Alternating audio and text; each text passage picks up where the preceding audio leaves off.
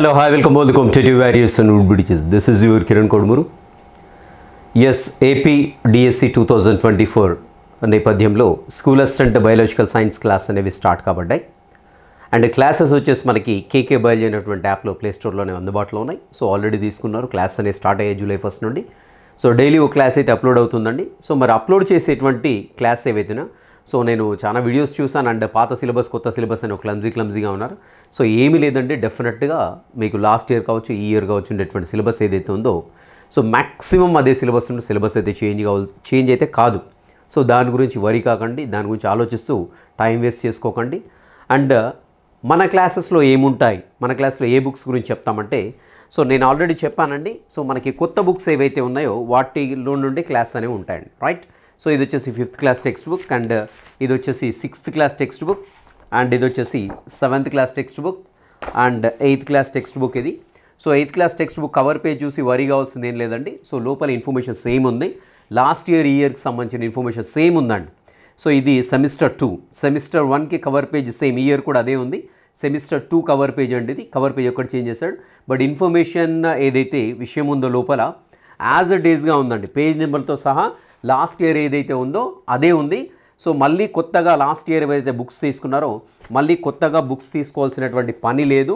So change అంటే ఏమీ లేదండి, సేమ్ పేజ్ నెంబర్స్తో సహా సేమ్ ఇన్ఫర్మేషన్ ఉంది. సో ఈ స్కూల్ బుక్స్ గురించి కంప్లీట్గా లైన్ టు లైన్ అండి, లైన్ టు లైన్ వివరించడం జరుగుతుంది. అండ్ అదేవిధంగా మెథడాలజీ బయోసైన్స్ మెథడాలజీ సంబంధించినటువంటి 2 బుక్స్, ఇది పార్ట్ 1 అండి, అండ్ ఇది పార్ట్ 2. సో ఇవి 2 కూడా న్యూ బుక్స్ అండి, న్యూ ఎడిషన్సే. అండ్ మోర్ ఎవర్ ఏంటంటే లాస్ట్ అంతకుముందు మన వాట్స్ బిహైండ్ ఛానల్ ఫాలో అవుతూ సో చాలామంది గురుకుల కావచ్చు, అదేవిధంగా నెక్స్ట్ కేజీబీలకు వచ్చి రకరకాల ర్యాంకులని సాధించడం, జాబ్ సాధించడం జరిగింది. అంటే మన ఛానల్ నుండి ఎంత రిలయబుల్ ఇన్ఫర్మేషన్, ఎంత పర్ఫెక్ట్ ఇన్ఫర్మేషన్ వస్తుంది అనేసి నిదర్శనాలండి, అంతే. నేను ఇంకా మళ్ళీ దాని గురించి పెద్దగా ఎలాబరేట్ చేయడానికి కూడా ఏమీ లేదు.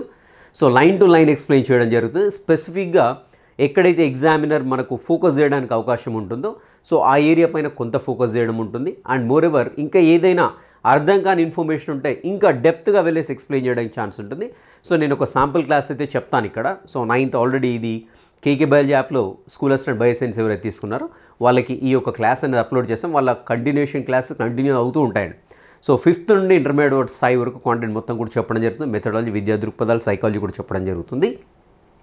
సో ప్యూర్లీ ఏంటంటే కంప్లీట్గా తెలుగు అకాడమీని బేస్ చేసుకునే క్లాస్ అనేవి అందుబాటులోకి తీసుకురావడం జరుగుతుంది. అందుబాటులోకి తీసుకురావడం కాదు, రన్ అవుతూ ఉన్నాయండి ఆల్రెడీ. సో ఆల్రెడీ తీసుకున్న వాళ్ళు చూసేస్తున్నారు. సో ఈరోజు ఆల్రెడీ తీసుకున్న వాళ్ళకి ఈ క్లాస్ 9th క్లాస్ ఏదైతే ఉందో 9th క్లాస్లో ఫస్ట్ యూనిట్ అండి ఇది. సో అప్లోడ్ చేయడం జరుగుతుంది. అండ్ అదేవిధంగా జనరల్గా చూసే వాళ్ళు కూడా ఇది బాగుంటుంది టాపిక్ అన్నట్టుగా 9th క్లాస్ కొంచెం టిపికల్గా ఉంటుంది. ఇక్కడ అసలు ఎలా ఉంటుంది ఒక క్లాస్ అనేది, ఎలా ఉంటుంది, ఎలా ఎక్స్ప్లెయిన్ చేయబడుతుందని చెప్తాను నేను. సో 9th క్లాస్ టెక్స్ట్ బుక్లో ఉండేటువంటి కంప్లీట్ ఇక్కడ క్లాస్ ఏదైతే ఉందో సో లైన్ టు లైన్ అండి, లైన్ టు లైన్. సో ఇక్కడ మెయిన్గా ఏంటంటే అభ్యర్థి ఎక్కడ ఎక్కువ కన్ఫ్యూజ్ కావడానికి ఛాన్స్ ఉంటుంది, అండ్ క్వశ్చన్స్ ఏ రకంగా అడగడానికి ఛాన్స్ ఉంటుంది, సో ఒక పర్టికులర్ ఏరియా తీసుకున్నప్పుడు ఎన్ని రకాల క్వశ్చన్లు అడగడానికి ఛాన్స్ ఉంటుంది అనేది కంప్లీట్గా ఎక్స్ప్లెయిన్ చేయడం జరుగుతుంది. అండ్ మోర్ ఎవర్ ఏంటంటే ఫర్ ఎగ్జాంపుల్ ఈ పారా తీసుకున్నాం. ఈ పారాగ్రాఫ్లో చూసినట్టయితే మనకి కంప్లీట్ 7 లైన్స్ కనపడుతున్నాయి. ఇక్కడ నేను అండర్లైన్ చేసిన ఏంటి, దాదాపుగా ఈ లైన్లన్నీ కలిపితే ఒక 2 లైన్స్ అయితే, అంటే మీరు ఇక్కడ 7 లైన్లు చదవాల్సినటువంటి పని లేదు. సో నేనైతే అండర్లైన్ చేశానో అక్కడి వరకే చదవండి. సో దీనివల్ల ఏమవుతుందంటే మీకు చాలా టైం అనేది సేవ్ అవుతుందండి. సో ఎస్పెషల్లీ కాంపిటేటివ్ ఎగ్జామ్లో ఎంత టైంని సేవ్ చేస్తూ మనం ఎంత ఇన్ఫర్మేషన్ చదువుతున్నాం అనేది ఇంపార్టెంట్. సో ఇన్ఫర్మేషన్ కూడా చాలా ముఖ్యమైనదని అయితేనే నేను అండర్లైన్ చేస్తూ ఉన్నాను. సో ఇలా చదువుకుంటూ వెళ్దాం. రైట్, ఈరోజు లెసన్ వచ్చేసి ఏంటంటే జీవుల మౌలిక ప్రమాణం ఏంటి అని చూసినట్టయితే కనమండి 9th క్లాస్లో ఉంటుంది. 9th క్లాస్లో ఫస్ట్ యూనిట్ ఇది ఎన్సీఆర్టీ బుక్స్లో. రైట్, చూద్దామండి. ఇంకా లెసన్లోకి అయితే వెళ్ళిపోదాం లేట్ చేయకుండా. రైట్, జీవుల మౌలిక ప్రమాణం ఏంటంటే కణం. సో మౌలిక ప్రమాణం ఎందుకు అంటున్నామంటే అతి ముఖ్యమైనటువంటి అంశం అండి. ఏ జీవైనా సరే తప్పకుండా అది ఏకకణ జీవి కావచ్చు, బహుకణ జీవి కావచ్చు, తప్పకుండా అది కణాల చేత నిర్మించబడాల్సి ఉంటుంది. ఓకేనా. సో ఇఫ్ ఎట్ ఆల్ మీకు ఎవరికైనా స్కూల్ అసిస్టెంట్ బయాలజికల్ క్లాసెస్ కావాలంటే డెఫినెట్గా యాప్ డౌన్లోడ్ చేసుకోండి. కేకే బయాలజీ అనేటువంటి యాప్ అనేది మీకు ప్లే స్టోర్లో అందుబాటులో ఉంటుంది.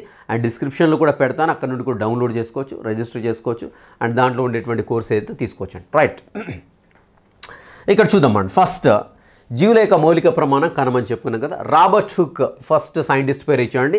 సో చిన్న గదులతో కూడినటువంటి, ఇక్కడ చూసినట్లయితే రాబర్ట్ హుక్ బెండు ముక్కను పరిశీలించడం జరిగింది. ఫస్ట్ గుర్తుపెట్టుకోండి, ఇక్కడ 2 అంశాలు కనపడుతున్నాయి. రాబర్ట్ హుక్ ఏం పరిశీలించాడంటే బెండు ముక్కలో ఉండేటువంటి గదులను పరిశీలించి దాని కణమని పేరు పెట్టింది ఎవరంటే రాబర్ట్ హుక్. బట్ ఇక్కడ క్వశ్చన్ ఎలా అడుగుతాడంటే మొట్టమొదటిసారిగా సజీవులలో కణాన్ని కనుగొన్నది ఎవరు అన్నప్పుడు రాబర్ట్ హుక్ పెట్టకండి, తప్పు అవుతుంది. రాబర్ట్ హుక్ పెట్టదు. ఎందుకంటే ఇతడు పరిశీలించింది ఎక్కడ బెండు అనేది నిర్జీవ కణజాలం. సో నిర్జీవ కణజాలంలో కణాన్ని కనుక్కున్న శాస్త్రవేత్త మొదటిసారిగా అన్నప్పుడు రాబర్ట్ హుక్ పెట్టచ్చు.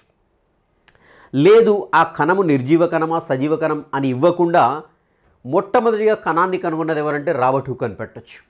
బెండు కణాల్లో కణాన్ని కనుగొన్నది ఎవరంటే రాబర్ట్ హుక్ అని పెట్టచ్చు. మొట్టమొదటిసారిగా సజీవ కణాల్ని కనుగొన్నది ఎవరన్నప్పుడు రాబర్ట్ హుక్ పెట్టకూడదు. ఎందుకంటే సజీవ కణాలని కనిపెట్టింది ఎవరంటే ఆంటోనియో లివినాక్. సో గుర్తుపెట్టుకోండి, క్వశ్చన్ని బాగా అబ్జర్వ్ చేయాలి. ఎగ్జామినర్ క్వశ్చన్ ఏం అడుగుతున్నాడు దాన్ని బట్టి మీరు ఆన్సర్ చేయవలసి ఉంటుంది. రాబర్ట్ హుక్ పల్చని బెండు కణాలు పరిశీలించడం జరిగింది. సో దాంట్లో చిన్న చిన్న గదులతో కూడినటువంటి తేనె పట్టును పోలినటువంటి నిర్మాణాలను గమనించాడు. సో ఇయర్ గుర్తుపెట్టుకోండి, డెఫినెట్గా 1665 సంవత్సరంలో అండి. ఓకే, సో అప్పుడే తనే స్వయంగా సూక్ష్మదర్శిని రూపొందించేసి బెండు కణాలని పరిశీలించడం జరిగింది. ఈ గదులను కణాలు అని పేర్కొన్నారు. ఈ గదులను కణాలను పేర్కొన్నది ఎవరంటే రాబర్ట్ హుక్. గుర్తుపెట్టుకోండి. సో కణం అంటే దాని అర్థం ఏంటంటే లాటిన్ భాషలో స్మాల్ రూమ్ అండి, చిన్న గది అని అర్థం అన్నాడు. సో ఇక్కడ రాబర్ట్ హుక్ గురించి మనకేంటంటే డైరెక్ట్ నాలెడ్జ్ బేస్డ్ క్వశ్చన్ అడగడానికి ఛాన్స్ ఉంది. అంతే తప్ప ఇక్కడ మనకు అప్లికేటివ్ మోడ్ కానివ్వండి, స్టేట్మెంట్స్ కానివ్వండి, ట్రూ ఆర్ ఫాల్స్ అలా అడగడానికి అయితే మనకి ఎలాంటి ఛాన్స్ అయితే లేదండి. సో మేబీ అడిగితే ఒకవేళ కణం గురించి క్రింది ప్రవచనాలను పరిశీలించండి అని అడతాడు. సో ఈ మొట్టమొదటి కణాన్ని కనుగొన్న రాబర్ట్ హుక్. సో తను సూక్ష్మదర్శిని డెవలప్ చేసిన 1665. బెండు ముక్కలోని కణాల్ని కనుగొన్నది కూడా 1665. సో దీనికి ఒక చిన్న గది కణం అని పేరు పెట్టింది రాబర్ట్ హుక్. సో వాటితో పాటుగా మరొక స్టేట్మెంట్ ఏమిస్తాడంటే సజీవ కణాలని కనుగొన్న మొట్టమొదటి శాస్త్రవేత్త రాబర్ట్ హుక్ అని ఇస్తాడు. సో క్రింది ప్రవచనాలు తప్పుగా ఉన్న ప్రవచనాన్ని గుర్తించండి అండి. సో అప్పుడు మనం అది పెట్టాల్సి వస్తుంది. ఓకేనా, రైట్. జీవరాశులు వేరువేరు ప్రమాణాల సమూహం ద్వారా ఏర్పడ్డాయని ఎవరైనా గమనించడం ఇదే మొదటిసారి అండి. సో రాబర్ట్ హుక్ మొదటిసారి గమనించాడని చెప్తున్నాం. రైట్, ఇక్కడ మొట్టమొదటి మనకు కృత్యం అయితే ఇవ్వబడింది. సో ఈ కృత్యంలో ఏంటంటే ఉల్లిగడ్డ యొక్క పుటాకార తలం అండి. గుర్తుపెట్టుకోండి, ఇక్కడ ఎక్కడి నుండి ఉల్లిగడ్డలోని కణాలని, ఉల్లిగడ్డ పొరలో ఉండేటువంటి కణాలని పరిశీలించాలంటే ఉల్లిగడ్డ యొక్క ఏ తలం నుండి మనం తీయాలి పొరని చూసినట్టయితే పుటాకార తలం వైపు, లేదంటే లోపలి పొర. సో జనరల్గా ఉల్లిగడ్డ పొర ఇలా ఉంటుంది. ఉల్లిగడ్డ పొట్టు తీసినప్పుడు ఇలా వస్తుంది కదా. సో ఈ లోపలి తలంలోనే మనకు పల్చని పొర ఉంటుందండి. సో ఇలా లోపలి ఉండేటువంటి తలంనే పల్చని పొర ఉంటుంది. ఆ పల్చని పొరను తీసుకుని దాన్ని పరిశీలించవలసి ఉంటుంది. సో దీన్ని ఏంటంటే నీటిలో ఉన్న వాచ్ గ్లాస్లో ఉంచాలి. సో ఈ యొక్క పలుచని పొర తీసి నీరు ఉన్నటువంటి వాచ్ గ్లాస్లో పెట్టినప్పుడు ఏమవుతుందంటే అది ఈజీగా స్ప్రెడ్ అవుతుందండి. ముడతలు పడకుండా స్ప్రెడ్ అవుతుంది, అంటే పరుచుకొని ఉంటుంది. అండ్ మోర్ ఎవర్ ఏంటంటే ఇది డ్రై కాకుండా మనకి కాపాడుతూ ఉంటుంది అన్నమాట. నీరు ఉంటుంది కాబట్టి ఆటోమేటిక్గా హైడ్రేటెడ్గా ఉంటుంది కాబట్టి ఎండిపోకుండా, అదేవిధంగా నెక్స్ట్ వచ్చేసి ముడుచుకోకుండా ఉంటుంది. ఉల్లిగడ్డలోని పుటాకార తలం నుండి తీసినటువంటి పొరని వాచ్ గ్లాస్లో నీరు పెట్టి నీరులో ఉంచడానికి గల కారణం ఏంటి? సో ఇక్కడ 2 పాయింట్స్ కనపడుతున్నాయి మనకోటి, ముడుచుకొని పోకుండా, రెండోది వచ్చేసి ఎండిపోకుండా ఉండేది కానీ మనం వాచ్ గ్లాస్లో ఆ వాటర్లో పెట్టడం జరిగిందనమాట. అండ్ దాని తర్వాత ఏం చేస్తున్నాం, ఒక చుక్క నీటిని తీసుకుని ఉల్లిగడ్డ పొరలో కొంత భాగాన్ని వాచ్ గ్లాస్ నుండి స్లైడ్ మీదకి మార్చాం. రైట్, సో స్లైడ్ తీసుకుని దానిపై డాట్ వేసేసి ఉల్లిగడ్డ పొర తీసుకుని దాని మీద పెట్టేసి సో మైక్రోస్కోప్ కింద అబ్జర్వ్ చేయడం జరిగిందనమాట. ఓకే, సో ఇక్కడ మనం ఏం చేస్తున్నామంటే స్లైడ్ పైన షిఫ్ట్ చేసిన తర్వాత దీనికి ఒక చుక్క సాఫ్రానిన్ కలిపేస్తున్నాం. సాఫ్రానిన్ ఎందుకు వేస్తామండి? సో స్ట్రెయినింగ్ ఏజెంట్, అది స్ట్రెయినింగ్ కెమికల్, దానికి కలర్ రప్పేయడం కోసం. సాఫ్రాన్ ఏంటంటే జనరల్గా రెడ్ కలర్లో ఉంటుందన్నమాట, మెరూన్ కలర్లో ఉంటుంది. సో అది వేసినప్పుడు ఏంటంటే కణంలో ఉండేటువంటి వివిధ భాగాలు వివిధ రకాల రంగులు పీల్చుకొని రంగులకు మారుతూ ఉంటాయన్నమాట. సో ఇక్కడ మనం సాఫ్రానిన్ అనేది యూజ్ చేస్తున్నాం. గుర్తుపెట్టుకోండి, ఇన్ కేస్ ఉల్లిగడ్డ పొరలోని కణాలని రంజనం చేయడానికి ఉపయోగించినటువంటి రసాయనం ఏది అంటాడు, లేదంటే రంజకం ఏది అంటాడు. సో మనం ఇక్కడ మన టెక్స్ట్ బుక్లో ఏమి ఇచ్చాడు, సాఫ్రాన్ ఇచ్చాడు, సాఫ్రాన్ పెట్టాల్సి వస్తుంది. అండ్ గాలి బుడగలు రాకుండా దానిపైన ఏం చేస్తామంటే కవర్ స్లిప్ వేసేస్తుంటాం. సో కవర్ స్లిప్ని కూడా మనం నీడిల్ సాయంతో వేస్తామండి, గుర్తుపెట్టుకోండి. అండ్ ఇక్కడ చూసినట్టే సూక్ష్మదర్శిని యొక్క నిర్మాణం ఇచ్చాడు. సో డెఫినెట్గా టెక్స్ట్ బుక్లోని అంశాలను చదివేటప్పుడు నేను ఎప్పుడు ఒక 2 years నుండి చెప్తున్నా అండి, గ్రాఫ్లు చదవండి, టేబుల్స్ చదవండి, డయాగ్రామ్స్ని కూడా చదవండి. సో డయాగ్రామ్స్ చదవడం అంటే ఏంటంటే ఏ పార్ట్ ఏంటి లేబులింగ్ అనేది డెఫినెట్గా గుర్తుపెట్టుకోవాల్సి ఉంటుంది. రైట్, ఇక్కడ చూసినట్లయితే లేబులింగ్ చూడండి. అక్షికటకం అంటే, అక్షి అంటే కన్ను కదా, కన్ను పెట్టి చూస్తాం కాబట్టి దాన్ని అక్షికటకం అంటాం. అండ్ పీఠం అంటే, పీఠం అంటే దేని బేస్ అంటాం దీన్ని జనరల్గా.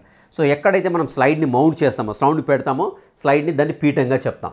అండ్ వచ్చేసి ఇక్కడ మనకి స్థూల సంవరణిని సూక్ష్మ సంవరణి అంటే సో ఓవరాల్గా ఈ యొక్క పైప్ ఏదైతే ఉందో ఈ గొట్టం వంటి నిర్మాణం ఏదైందో దీన్ని పైకి క్రిందికి అడ్జస్ట్ చేయడానికి ఎక్కువ కదలాలన్నప్పుడు స్థూల సంవరణి తిప్పుతుండు.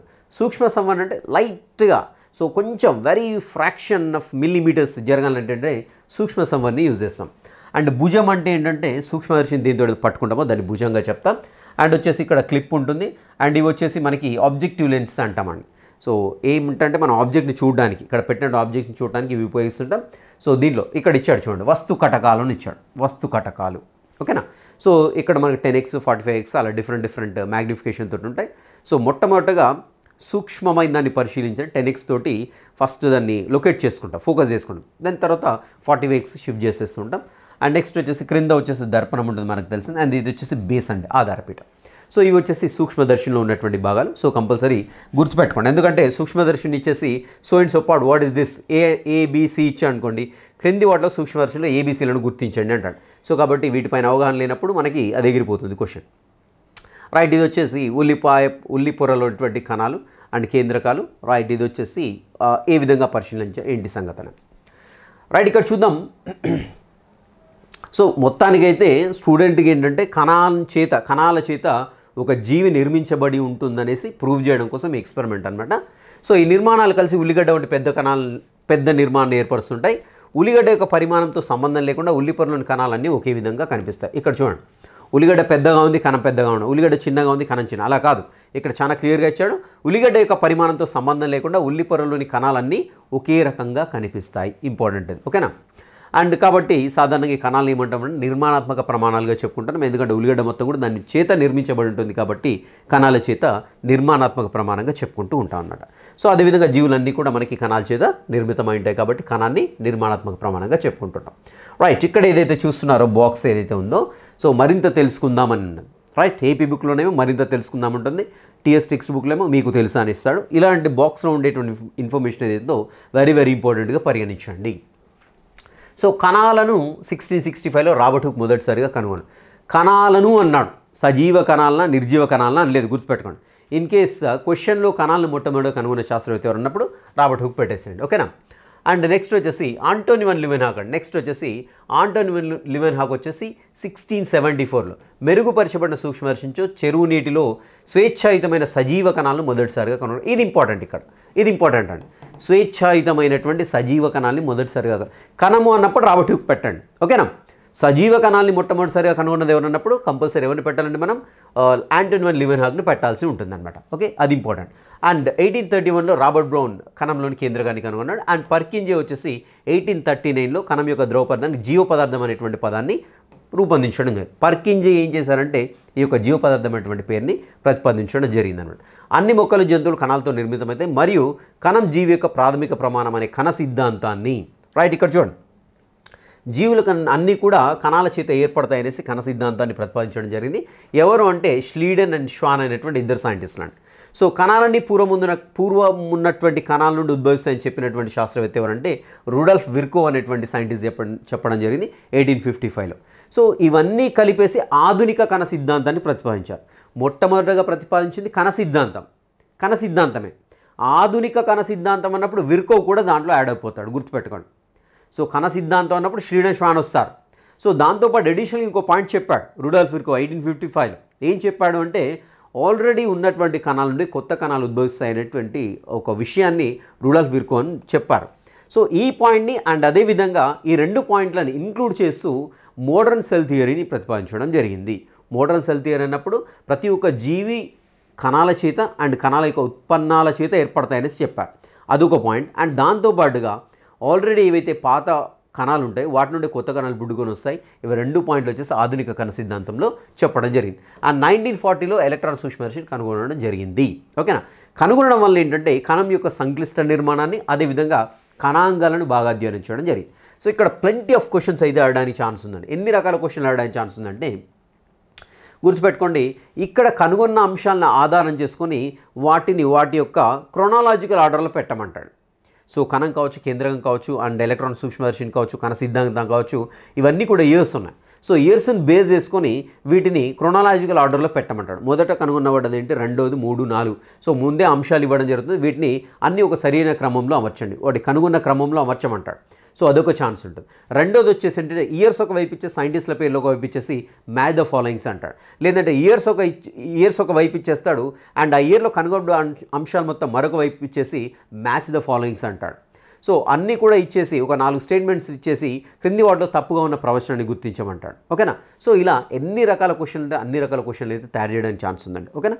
సో ఇలాంటి వాటి కంపల్సరీ ఫోకస్డ్గా ఉండండి. అండ్ భూతద్దం ఆవిష్కరణ సూక్ష్మజీవ ప్రపంచ ఆవిష్కరణకు దారి తీసింది. ఒకే కణం మొత్తం జీవిని ఇక్కడ చూసినట్లయితే కొన్ని వచ్చేసి మనకి ఒక కణంతో జీవి మొత్తం కూడా ఏర్పడితే వాటిని ఏమంటామంటే ఏకకణ జీవులుగా చెప్పుకుంటాం. సో ఈ ఒక కణం కాకుండా అనేక కణాల చేతి ఏర్పడింది దాన్ని బహుకణ జీవులుగా చెప్పుకుంటుంటాం. ఇక్కడ బహుకణ జీవులకు ఎగ్జాంపుల్ ఇచ్చామండి. అండ్ అదేవిధంగా ఏకణ జీవులకైతే అమీబా, యూగ్లినా, పారామిషియం అన్నీ కూడా చెప్పుకుంటుంటాం. అండ్ నెక్స్ట్ వచ్చేసి జంతువులు అనేక కణాలు శరీరంలో సమూహాలుగా ఏర్పడి వివిధ పనుల కోసం వివిధ రకాల శరీర భాగాల్ని ఏర్పరుస్తూ ఉంటాయి. సో ఇక్కడ సంక్లిష్టత పెరిగే కొద్దీ, ఒక జీవి యొక్క సంక్లిష్టత పెరిగే కొద్దీ బహుకణ జీవుల్లో కొన్ని కణాల వరకు సపరేట్ సమూహంగా ఏర్పడి ఒక ప్రత్యేకమైన విధి నిర్వహిస్తే దాన్ని కణజాలం అంట మనకు తెలిసిందే. సో ఇలా కణజాలాల నుండి అవయవ వ్యవస్థలు అనేవి రూపొందించబడి, అంటే జీవి యొక్క సంక్లిష్టత పెరిగే కొద్దీ కణాలు సమూహంగా ఏర్పడి ప్రత్యేకమైన విధిని నిర్వర్తిస్తాయనేటువంటి పాయింట్ని గుర్తుపెట్టుకోండి. ఉదాహరణకు మొక్కల్లో చూసినట్లయితే పారెన్కైమా ఉంటుంది, మృదు కణజాలం ఉంటుంది. సో మృదు కణజాలం నుండి కొన్ని కణాలు ఏం చేస్తాయండి, ఆహారం నిల్వ చేస్తాయి. కొన్ని కణాలు ఏం చేస్తాయి, వాయువు నిల్వ చేస్తుంటాయి. కొన్ని కణాలు ఆహార పదార్థం నిల్వ చేస్తుంటాయి.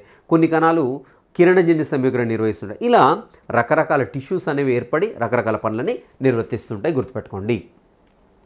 అండ్ కణాలు తమలాంటి కణాలు ఉత్పత్తి చేయడానికి విభజించబడతాయి. అన్ని కణాలు పూర్వం ఉన్న కణాల నుండి ఏర్పడతాయి అనేటువంటి చెప్పిన శాస్త్రవేత్త నుండి 1855లో రూడాల్ఫ్ విర్కో అనేటువంటి సైంటిస్ట్ చెప్పాడు పాయింట్. ఓకేనా. సో ఇలా చదివేటప్పుడు ఎక్కడో వచ్చిందని పాయింట్ రీకాల్ చేసుకోవాల్సి ఉంటుంది. సో ఇంత ముందే కదా చదివింది, వెంటనే రీకాల్ చేసుకోవాలి మనం. రైట్. ఇక్కడ చూసినట్లయితే డిఫరెంట్ సెల్స్ అనేవి కనపడుతున్నాయి. డయాగ్రామ్స్ ఒక్కసారి అబ్జర్వ్ చేయండి. ఏ కణము ఏంటి అనేది కంపల్సరీ మనకి ఇవన్నీ కణాలతోటి ఫెమిలియారిటీ ఉంటుంది. బట్ ఇక్కడ చూసినట్లయితే ఎక్కడ అని చూసినట్లయితే ఒక్క కణం ఇక్కడ మనకు డిఫరెంట్గా కనపడుతుంది. చూడండి, ఇక్కడ కొవ్వు కణం అనేది ఇంతకుముందు చూడలేదు కదా. సో జనరల్గా మన కొవ్వు కణం అనేది పాత బుక్స్లో ఎక్కడ కూడా లేదు ఇలా. సో ఇక్కడ చూడ ఒక ఉంగరం ఆకారం నుండి లోపల మొత్తం కూడా వైటిష్ బ్లూ కలర్లో కనపడుతుంది. ఇలా ఉంటే ఇదేంటంటే కొవ్వు కణం. అండ్ ఇక్కడ మిగిలిన కణాలతో కొవ్వు కణాన్ని కంపేర్ చేసినప్పుడు చూడండి, కణం అనేది కణంలో ఉండేటువంటి కేంద్రకం అనేది కంప్లీట్గా ఒక పక్కకు నెట్టబడింది. సో మీరు బాగా అబ్జర్వ్ చేయండి. అన్ని కణాల్లో చూసినట్లయితే కేంద్రకం అనేది సెంటర్లో కనపడుతూ ఉంది. సో ఇక్కడ అస్థికణం కావచ్చు, నాడీ కణం కావచ్చు, రక్త కణాలు కావచ్చు, నునుపు కండరాలు కావచ్చు. ఇక్కడ మాత్రం ఏంటంటే ఈ కణంలో కేంద్రకం అనేది కంప్లీట్గా పరదీయ భాగానికి నెట్టబడింది. పరదీయం అంటే సో అంచుల వైపుకు నెట్టబడింది అనేది గుర్తుపెట్టుకోండి. బికాజ్ ఏంటంటే ఇక్కడ ఫ్యాట్ అంతా కూడా స్టోర్ అయ్యింది కాబట్టి. అండ్ ఇక్కడ చూడండి శుక్రకణాన్ని కూడా చూడండి, ఒకసారి అయితే చిన్న పాములా కనబడుతూ ఉంటుంది. సో ఇవి రెండు గుర్తుపెట్టుకోండి. ఇవన్నీ కూడా కామన్, ఇంకా మనకి ఈజీగా గుర్తుపట్టవచ్చు. Okay, yes. రైట్. కణాల ఆకారం మరియు పరిమాణం అవి నిర్వర్తించే నిర్దిష్ట విధులకు అనుగుణంగా ఉంటాయి. ఇంపార్టెంట్ పాయింట్ అండి ఇక్కడ. సో ఎందుకు ఇంపార్టెంట్ పాయింట్ అంటే దీన్ని స్టేట్మెంట్లో అడగడానికి ఛాన్స్ ఉంటుంది. కణాల ఆకారం మరియు పరిమాణం అవి నిర్వర్తించే విధులకు అనుగుణంగా ఉంటాయి. ఓకేనా. సో ఇక్కడ దీన్ని ఎలా అడుగుతాడు, ఇండైరెక్ట్గా ఎలా అడుగుతాడు, దీన్ని ఈ పాయింట్ బేస్ చేసుకొని ఎలా అడుగుతాడంటే కణాలు అవి నిర్వర్తించేటువంటి పనులు ఏవైతున్నాయో అవి వేటిపైన ఆధారపడతాయి అంట. మనకు అక్కడ డైరెక్ట్ పాయింట్ కనిపించదు యాక్చువల్గా. ఏమంటున్నాడు, కణాల ఆకారం మరియు పరిమాణం అవి నిర్వర్తించే విధులకు అనుగుణంగా ఉంటాయి. అంటే ఈ యొక్క విధులు వేటిపైన ఆధారపడతాయి అంటే కణం యొక్క ఆకారం పైన, అదేవిధంగా కణం యొక్క పరిమాణం పైన ఆధారపడతాయి అనేటువంటి పాయింట్. సో ఇక్కడ అది ఇంపార్టెంట్ పాయింట్. ఒక్కోసారి స్టేట్మెంట్స్లో అడుగుతుండ కణం గురించి క్రింది ప్రవచనాలు పరిశీలించండి. సో దాంట్లో ఈ స్టేట్మెంట్ ఉండిపోతుంది అనమాట, అలా గమనించండి. సో కొన్ని సందర్భాల్లో కణాల ఆకారం దాదాపు స్థిరంగా ఉంటుంది. సో అమీబా వంటి జీవుల్లో వచ్చేసి కణం యొక్క ఆకారం మారుతుంటుంది. బట్ కొన్ని జీవుల్లో వచ్చేసి ఏంటంటే దాదాపుగా స్థిరంగా ఉండడానికి ఛాన్స్ ఉంది. ఉదాహరణకు మానవ కండర కణాలు తీసుకున్నాం అనుకోండి, దాదాపుగా స్థిరంగా ఉంటాయి. సో అవి ఎప్పుడైతే పనిచేస్తుంటాయో అప్పుడు వాటి యొక్క పరిమాణంలో మార్పు వస్తుంటుంది తప్ప మిగిలిన సందర్భంలో దాదాపు స్థిరంగా ఉండడానికి ఛాన్స్ ఉంది. అండ్ నాడీ కణాలకు విలక్షణమైన ఆకారాన్ని కలిగి ఉంటుంది. క్రింది వాటిలో విలక్షణమైనటువంటి ఆకారాన్ని కలిగి ఉన్న కణాలు ఏంటి అంటాడు. ఏ కణాలు అన్నప్పుడు నాడీ కణాలు. గుర్తుపెట్టుకోండి, విలక్షణమైనటువంటి ఆకారాన్ని కలిగి ఉన్నటువంటి కణాలు అన్నప్పుడు నాడీ కణం పెట్టేస్తాడు. ఓకేనా. అండ్ కొన్ని ప్రాథమిక విధులను నిర్వర్తించగల సామర్థ్యాన్ని కలిగి ఉంటాయి. ప్రతి జీవకణం కూడా అన్ని జీవుల లక్షణమైనటువంటి కొన్ని. సో అంటే ఓవరాల్గా ఒక కణానికి ఒక విధి అనేది నిర్వర్తిస్తుంది, దానికి అజైన్ అవుతుంది అన్నట్టుగా ఈ పాయింట్ చెప్తూ ఉంది మనకి. ఓకే. అండ్ అదేవిధంగా శ్రమ విభజన గుర్తుపెట్టుకోండి. ఇక్కడ శ్రమ విభజన ప్రతి కణంలో కూడా కనిపిస్తుంది. శ్రమ విభజన ప్రతి కణంలో కూడా కనిపిస్తుంది. సో కణం ఏంటి, రకరకాల పనులను నిర్వర్తిస్తుందని చెప్పుకున్నాం. రకరకాల పనులు ఫర్ ఎగ్జాంపుల్ 1 2 3 4 5 అనేటువంటి పనులు ఉన్నాయి. సో మరి 1 2 3 పనులు కణంలోని ఏ భాగాలు నిర్వర్తిస్తాయంటే కణంలో ఉండేటువంటి రకరకాల కణాంగాలు ఏవైతేనో వాటికి శ్రమ విభజన జరుగుతుంది. శ్రమ విభజన అంటే ఉదాహరణకు మైటోకాండ్రియా ఏం పని చేయాలంటే శక్తిని ఉత్పత్తి చేయాలి. లైసోజోమ్లు సో వచ్చిన వాటిని డైజెస్ట్ చేయాలి. నెక్స్ట్ గాల్జీ సైకిల్, ఇలా రకరకాల కణాంగాలకు రకరకాల పనులు విభజించబడడాన్ని కణంలో శ్రమ విభజనగా చెప్పుకుంటూ ఉంటాం అన్నమాట. రైట్, కణాంగాలను నిర్దిష్ట భాగాలను దానిలో కలిగి ఉంటుంది. కణంలోని ప్రతి కణాంగము కణంలో కొత్త పదార్థాన్ని తయారు చేయడం, కణం నుండి వ్యర్థ పదార్థాలను తొలగించడం వంటి ప్రత్యేకమైనటువంటి విధులను నిర్వహిస్తాయి. ఇక్కడ కణాంగాలకు ఓవరాల్గా 2 పాయింట్లు చెప్పాడు కణాంగాల గురించి. సో కణాంగాలు ఏం పని చేస్తాయంటే ఒకటి ఏం చెప్పాడు ఇక్కడ, కణంలో కొత్త పదార్థాన్ని తయారు చేయడం. ఉదాహరణకు ఎండోప్లాస్మిక్ రెటిక్యులం తీసుకోండి, ప్రోటీన్స్ ఉత్పత్తి చేస్తుంది. సో గరుకు ఎండోప్లాస్మిక్ రెటిక్యులం, ఓకేనా. So if at all rough endoplasmic smooth endoplasmic reticulum తీసుకున్నాం అనుకోండి, సో లిపిడ్స్ సింథసిస్లో పాల్గొంటూ ఉంటుంది. ఇలా మనకి ఏంటంటే ప్రతి కణాంగము కణంలో కొత్త పదార్థాన్ని తయారు చేయడం, కణం నుండి వ్యర్థ పదార్థాలను తొలగించడం. కణంలో ఉండేటువంటి వ్యర్థ పదార్థాలను తొలగిస్తుంది. ఏది తొలగిస్తుంది, ఉదాహరణ లైసోజోమ్స్ తీసుకుందాం. లైసోజోమ్స్ ఏం చేస్తాయంటే ఒక్కోసారి వ్యర్థ పదార్థాలను తనలో నిల్వ చేసుకొని కణం యొక్క చివరి భాగానికి వెళ్ళేసి ఎండోసైటోసిస్ ద్వారా బయటికి చిమ్మేస్తుంది ఇలా, ఓకేనా. సో ఇలా వ్యర్థ పదార్థాలను కూడా బయటికి ట్రాన్స్పోర్ట్ చేసేస్తుంది. కొన్ని సందర్భాల్లో మనకి గాల్జీ సైకిల్ నుండి ఏర్పడినటువంటి సిస్టర్నే ఉంటాయి, చిన్న చిన్న కోశాలు ఉంటాయి. ఆ కోశాలు కూడా బయటికి రవాణా చేయబడుతూ ఉంటాయి. సో అంతేకాదండి ఇంకా అంతర్జీవ ద్రవ్యజాలకం కూడా వ్యర్థ పదార్థాలను కొన్నిటి బయటికి పంపించేస్తూ ఉంటుంది. సో మేజర్గా కణాంగాలకు 2 పనులు అసైన్ చేయడం జరిగింది ఇక్కడ. ఒకటి వచ్చేసి ఏంటంటే కణంలో ఉన్న కొత్త పదార్థం తయారు చేయడం కానివ్వండి, లేదంటే కణం నుండి వ్యర్థ పదార్థం తొలగించడం వంటి ప్రత్యేకమైన విధులు నిర్వహిస్తూ ఉంటాయి. ఈ కణాంగాల కారణంగా ఒక కణం, ఈ కణాంగాలు ఉంటేనే కణం జీవిస్తుంది అని అర్థం అనమాట ఇక్కడ. రైట్, ఎస్, కణం దేనితో తయారు చేయబడింది, కణం యొక్క నిర్మాణాత్మక వ్యవస్థ అంటే ఏంటో చూద్దాం. ప్రతి కణంలో ఏంటంటే ముఖ్యంగా 3 భాగాలు కనపడుతుంటాయండి. 3 భాగాలు అనేవి కనపడుతుంటాయి. మనకు తెలిసిందే, చిన్నప్పటి నుండి చదువుతున్నాం అండ్ అదేవిధంగా ప్రీవియస్ క్లాస్లో కూడా చూసాం. ప్లాస్మా పొర, కేంద్రకం, అదేవిధంగా కణద్రవం. సో కణంలో ముఖ్యమైనటువంటి భాగాలు ఏంటి అన్నప్పుడు మిగిలిన కణాంగాలని మర్చిపోండి ఫస్ట్, ఓకేనా. సో ఇక్కడ కణంలో ముఖ్యమైన 3 భాగాలు అన్నప్పుడు ఏమేమి ఇస్తాయంటే ఈ 3తో పాటు ఇంకా కణాంగాలను కూడా తీసుకొని వచ్చి కలుపుతాడు. అప్పుడు అలా కలిపినప్పుడు మనం కన్ఫ్యూజ్ అవుతుంటాం. సో దీంట్లో ముఖ్యమైనటువంటి అంశాలు ఏంటనేది కన్ఫ్యూజ్ అవుతాం. గుర్తుపెట్టుకోండి. సో ఏమిస్తాడు, కేంద్రకం కంపల్సరీ గుర్తుపెట్టేస్తామండి, కేంద్రకం పెట్టేస్తాం మనం. సో బ్లైండ్గా పెట్టేస్తాం, ఎందుకంటే కేంద్రకం అతి ముఖ్యమైన భాగంగా మనకు తెలుసు. వేరస్ కణద్రవ్యంని నెగ్లెక్ట్ చేస్తాం, ఇక్కడ కన్ఫ్యూజ్ అవుతాం, గుర్తుపెట్టుకోండి. సో కణద్రవ్యం ఏముంది, కణద్రవ్యంతో ఏం పని లేదు కదా, మన కణాంగాలు అన్నీ ఉన్నాయి కదా, కణాంగాలు ఇంపార్టెంట్ కదా, మైటోకాండ్రియా లేకుండా శక్తి ఉండట్లేదు కదా. నెక్స్ట్ అదేవిధంగా గాల్జీ సైకిల్ లేకుంటే వివిధ సంశ్లేషణలు కావు కదా, ఎండోప్లాస్మిక్ రెటిక్యులం లేకుంటే మన కేంద్రకం నుండి కణద్రవం నుంచి కేంద్రకం నుండి పదార్థాలు రవాణా కాదు కదా అనేసి మన బ్రెయిన్ మనల్ని మిస్గైడ్ చేస్తుంది. సో కాబట్టి ముఖ్యమైన 3 అంశాలు ఏంటి అన్నప్పుడు మిగిలిన కణాంగాలన్నింటి పక్కన నెట్టేసేయండి. గుర్తుపెట్టుకోవాల్సింది ఏంటంటే కేవలం ప్లాస్మా పొర, కేంద్రకం, కణద్రవం మాత్రం గుర్తుపెట్టుకుంటే సరిపోతుంది. సో అన్ని కార్యకలాపాలు మరియు కణం దాని చుట్టూ ఉండే వాతావరణంతో పరస్పర చర్య. సో మనకి కణంలో జరగడం డెఫినెట్గా చుట్టూ ఉండే సరౌండింగ్స్ తోటి ఇంటరాక్ట్ కావాల్సి వస్తుంది. రైట్, ఫస్ట్ చూద్దామండి ప్లాస్మా పొర లేదంటే కణత్వచం, సెల్ మెంబ్రెయిన్గా చెప్తాం. సెల్ మెంబ్రెయిన్ దేంట్లో ఉంటుంది, జంతుకణంలో ఉంటుందా, వృక్షకణంలో ఉంటుందంటే రెండిట్లో కూడా ఈ ప్లాస్మా త్వచం అనేది ఉంటుంది. రైట్, చూద్దాం ఇక్కడ. కణం యొక్క పదార్థాన్ని దాని బాహ్య వాతావరణం నుండి వేరు చేసేటువంటి పొర ఏదో దీన్ని సాధారణంగా మనం ప్లాస్మా పొర లేదంటే కణత్వచంగా చెప్పుకుంటాం. సో ప్రవేశాన్ని నిష్క్రమణను ప్లాస్మా పొర అనుమతిస్తుంది. ఇది కొన్ని ఇతర పదార్థాల కదలికను కూడా నిరోధిస్తూ ఉంటుంది. సో కాబట్టి దీన్ని ఏమంటామంటే వర్ణాత్మక పారగమ్య త్వచంగా చెప్తాం. వర్ణం అంటేనే సెలెక్ట్ చేసుకోవడం అండి, వర్ణం అంటే సెలెక్ట్ చేసుకోవడం. వర్ణాత్మక పారగమ్యత అంటే కొన్ని వాటికి ఎలో చేస్తుంది, అంటే ఇది సెలెక్ట్ చేసుకొని ఏ పదార్థాన్ని అయితే ఎలో చేయను లోపలికి వాటిని మాత్రమే ఎలో చేస్తాం. అంటే అందుకని ఇంగ్లీష్లో ఏమంటాం, దీన్ని సెలెక్టివ్లీ పర్మియబుల్ అంటున్నాం, సెలెక్టివ్లీ పర్మియబుల్ మెంబ్రెయిన్ అంటున్నాం దీన్ని. సో కావలసిన పదార్థాన్ని సెలెక్ట్ చేసుకొని లోపలికి రానిస్తుంది. సో ఏదైతే అవసరం లేదో పదార్థాలు ఆ పదార్థాన్ని మాత్రం బయటికి పనిస్తుంది. సో గ్లూకోజ్ సెల్లో ఉండేటువంటి గ్లూకోజ్ వచ్చి ప్లాస్మా త్వచం దగ్గరకు వచ్చేసి ప్లీజ్ నేను కూడా బయటికి పోతాను, నన్ను కూడా పంపిస్తుందా? పంపించదు. ఎందుకంటే అక్కడ శక్తి ఉత్పత్తి కావాలంటే డెఫినెట్ గ్లూకోజ్ లోపల ఉండాల్సిందే. సో ఉదాహరణకు ఏదో విసర్జన పదార్థం నైట్రోజన్ వేస్ట్ ఏర్పడిందండి, సంథింగ్ ఏదో వేస్ట్ ఏర్పడింది. సో అప్పుడు బయటికి పంపిస్తామని అడగకుండా దీన్ని బయటికి నెట్టేస్తుంది ఆటోమేటిక్గా ప్లాస్మా పొర. సో అందుకే ఏమంటున్నాం, సెలెక్టివ్లీ పర్మియబుల్ మెంబ్రెయిన్ అంటున్నాం. సో వర్ణాత్మక పారగమ్య త్వచంగా చెప్తాం. సో దీనికి ఇంకో పేరు ఏంటంటే విచక్షణాస్తరం. విచక్షణ అంటే ఆలోచిస్తూ తెలివిగా ప్రవర్తిస్తే దాన్ని విచక్షణ అంటాం అన్నమాట. ఆలోచిస్తూ తెలివిగా ప్రవర్తిస్తే. సో ఇక్కడ ప్లాస్మా త్వచం ఏదైతే ఉందో సో విచక్షణ స్థరంగా కూడా పేర్కొంటూ ఉంటాం. రైట్. కార్బన్ డైఆక్సైడ్ లేదా ఆక్సిజన్ వంటి కొన్ని వాయువులను వ్యాపనం అనే ప్రక్రియ ద్వారా లోపలికి పోవడం బయటికి రావడం అనేది జరుగుతూ ఉంటుంది.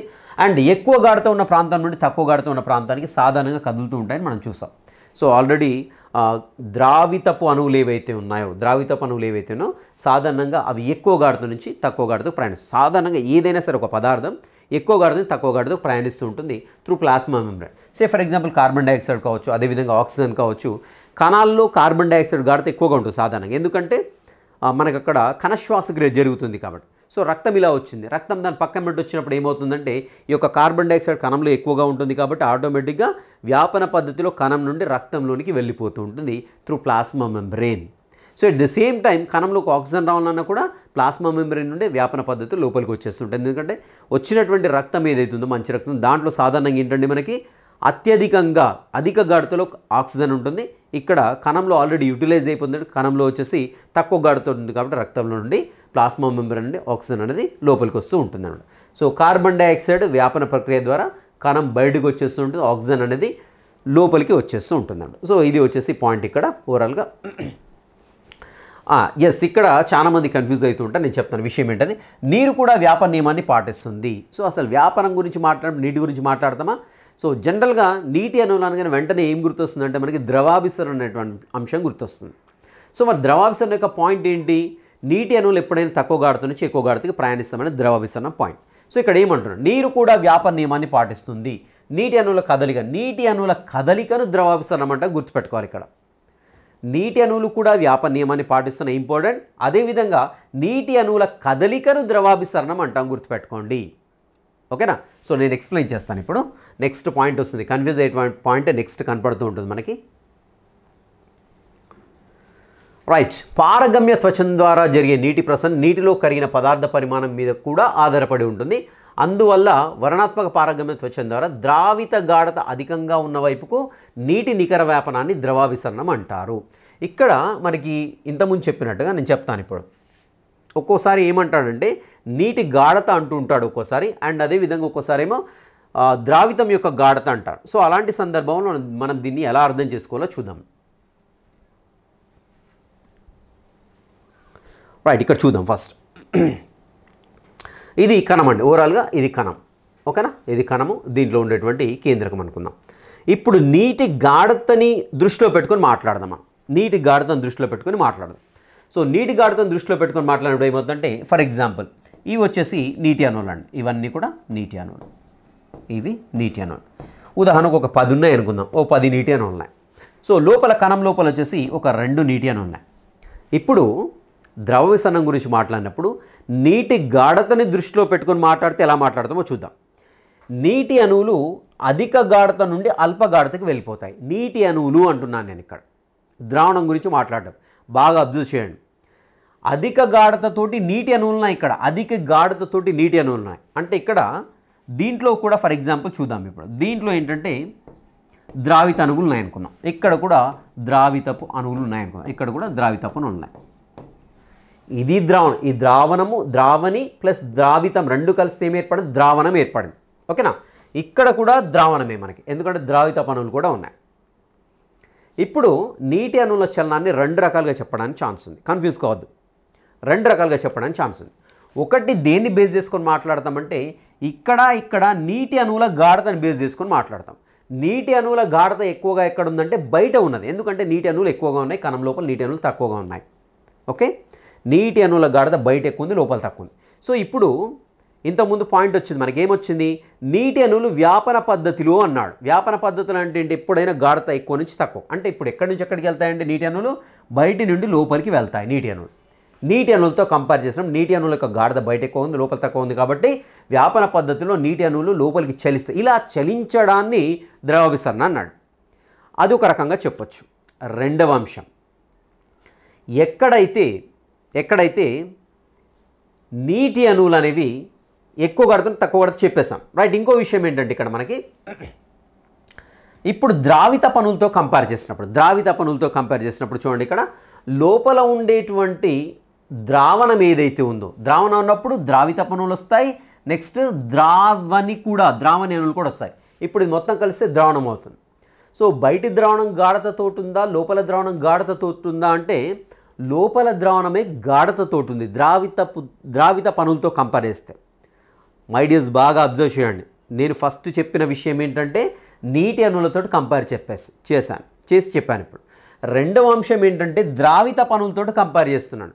ద్రావిత పనులతో కంపేర్ చేసినప్పుడు లోపల ఉండేటువంటి ద్రావణము అధిక గాఢతతోటి ఉంది అంటాం. ద్రావిత పనులతో కంపేర్ చేస్తే అధిక గాఢతతోటి ఉందంటాం.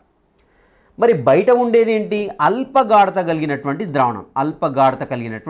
ద్రావితపు అణువులతో కంపేర్ చేసి మాట్లాడుతున్నాను, గమనించాలి. సో బయటి ద్రావణం వచ్చేసి ఏంటంటే అల్ప గాఢతతో ఉంది, లోపల ద్రావణం ఏంటి? అధిక గాఢతతో ఉంది.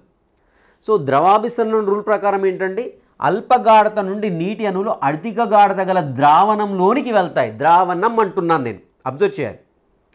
ద్రావణంతో అన్నప్పుడు ఏంటి? ఈ అల్ప గాఢత కలిగినటువంటి ద్రావణం నుండి నీటి అణువులు అనేవి ఎక్కడికి చెల్లిస్తున్నాయి? లోపలికి చెల్లిస్తూ ఉన్నాయి. సో ఇది ద్రవాభిసరణం. రెండు రకాలుగా చెప్పొచ్చు ద్రవాభిసరణాన్ని. నీటి అణువుల గాఢతతోటి చెప్పొచ్చు, అదేవిధంగా ద్రావణం యొక్క గాఢతతోటి చెప్పొచ్చు. గమనించాలి, నీటి అణువుల గాఢతతోటి చెప్పినప్పుడు నీటి అణువుల గాఢత ఎక్కడ ఎక్కువగా ఉంటుందో అక్కడి నుండి నీటి అణువుల గాఢత తక్కువగా ఉన్నప్పుడు నీటి అణువులు చెలిస్తూ ఉంటాయి. అది ఒక వే.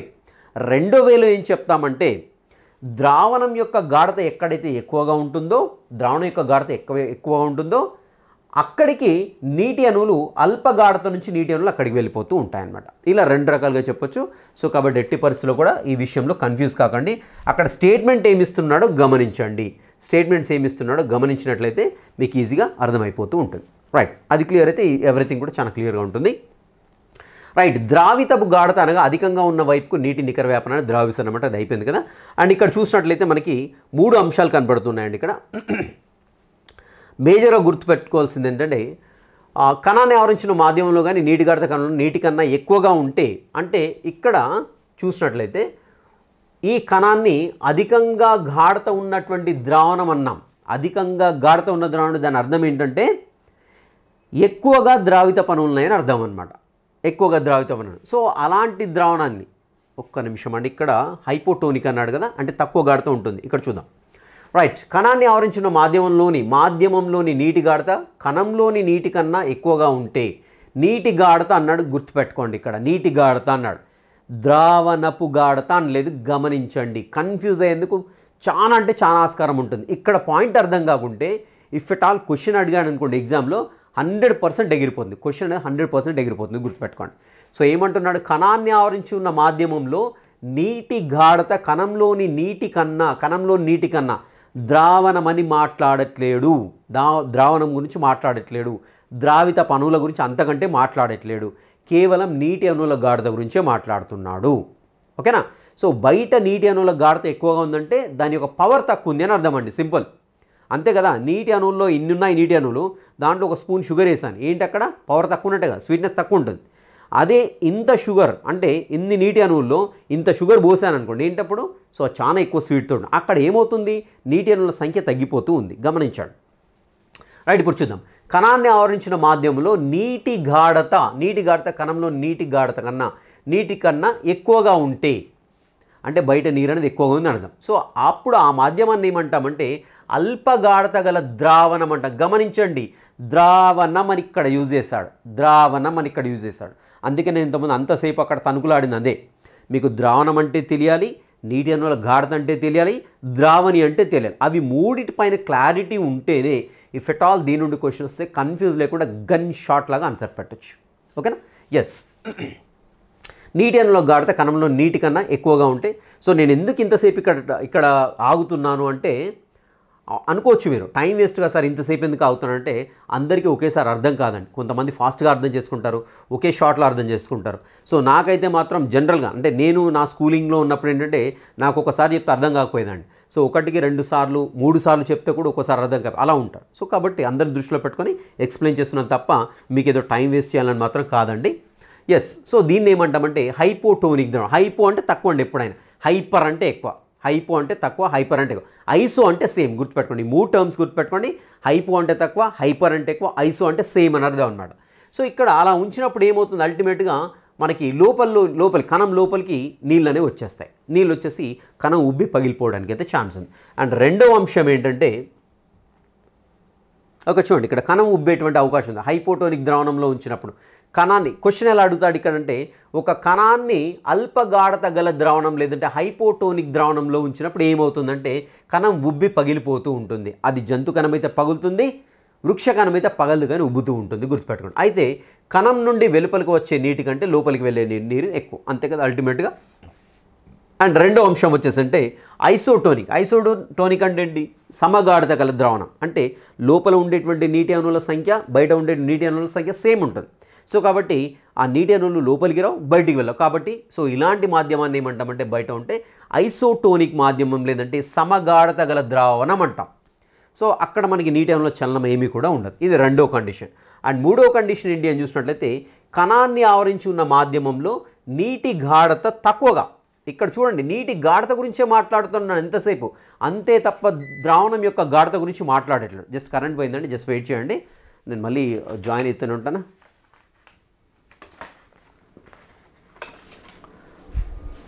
Right, okay right. ఇక్కడ ఎంతసేపు కూడా నీటి అణువుల గాఢత గురించే మాట్లాడుతున్నాడు తప్ప అక్కడ ద్రావణం గాఢత గురించి మాట్లాడట్లేడు. సో ఇక్కడ చూసినట్లయితే నీటి కణంలో నీటి అణువుల గాఢత, సో బయట ఎలా ఉంటుందంటే నీటి అణువులు తక్కువగా ఉన్నాయి, లోపల వచ్చేసి ఎక్కువగా ఉన్నాయి. కాబట్టి దీన్ని ఏమంటామంటే ఇలాంటి దాన్ని హైపర్టోనిక్, అధిక గాఢత గల ద్రావణంగా చెప్తాము. అంటే ఓవరాల్గా దాంట్లో ఏంటంటే మనకి నీటి అణువులు తక్కువగా ఉన్నాయి, ద్రావితపు అణువులు ఎక్కువగా ఉన్నాయి, దాని అర్థం అనమాట. సో హైపర్టోనిక్ ద్రావణం అంట. సో ఇలాంటి సందర్భంలో ఏమవుతుందని చూసినట్లయితే ఈ యొక్క కణం అనేది ముడుచుకొని పోతూ ఉంటుంది. పాయింట్ గుర్తుపెట్టుకోండి. సో కణం నుంచి నీరు అనేది బయటికి వెళ్ళిపోతుంది కాబట్టి కణం కుంచుకొని పోతుంది. ఇక్కడ సింపుల్గా ఈ యొక్క 3 పారాగ్రాఫ్లను అబ్జర్వ్ చేసినట్లయితే మనకు 3 కీ పాయింట్స్ కనపడతాయి. ఒకటి హైపోటోనిక్, రెండోది వచ్చేసి ఐసోటోనిక్, మూడోది వచ్చేసి హైపోటోనిక్. హైపోటోనిక్లో పెట్టినప్పుడు కణం ముడుచుకొని పోతుంది, ఐసోటోనిక్లో పెట్టినప్పుడు ఎలాంటి మార్పు అనేది ఉండదు. అండ్ అదేవిధంగా మనకి ఈ యొక్క ఐసోటోనిక్లో పెట్టినప్పుడు ఎలాంటి మార్పు ఉండదు, హైపోటోనిక్లో పెట్టినప్పుడు ముడుచుకొని పోతుంది. హైపోటోనిక్లో పెట్టినప్పుడు ఏంటంటే కణంలోనికి నీరు వచ్చి కణం ఉబ్బి పగిలిపోవడానికి అయితే ఛాన్స్ ఉంది. ఇది వచ్చేసి ఈ 3 పారాగ్రాఫ్ యొక్క సారాంశం అండి. ఓకే, ఎస్ చూద్దాం ఇంకా. రైట్ సైడ్ వచ్చేసాం. సో దీని గురించి మనకి చిన్న చిన్న ప్రయోగాలు అయితే ఇవ్వడం జరిగిందండి.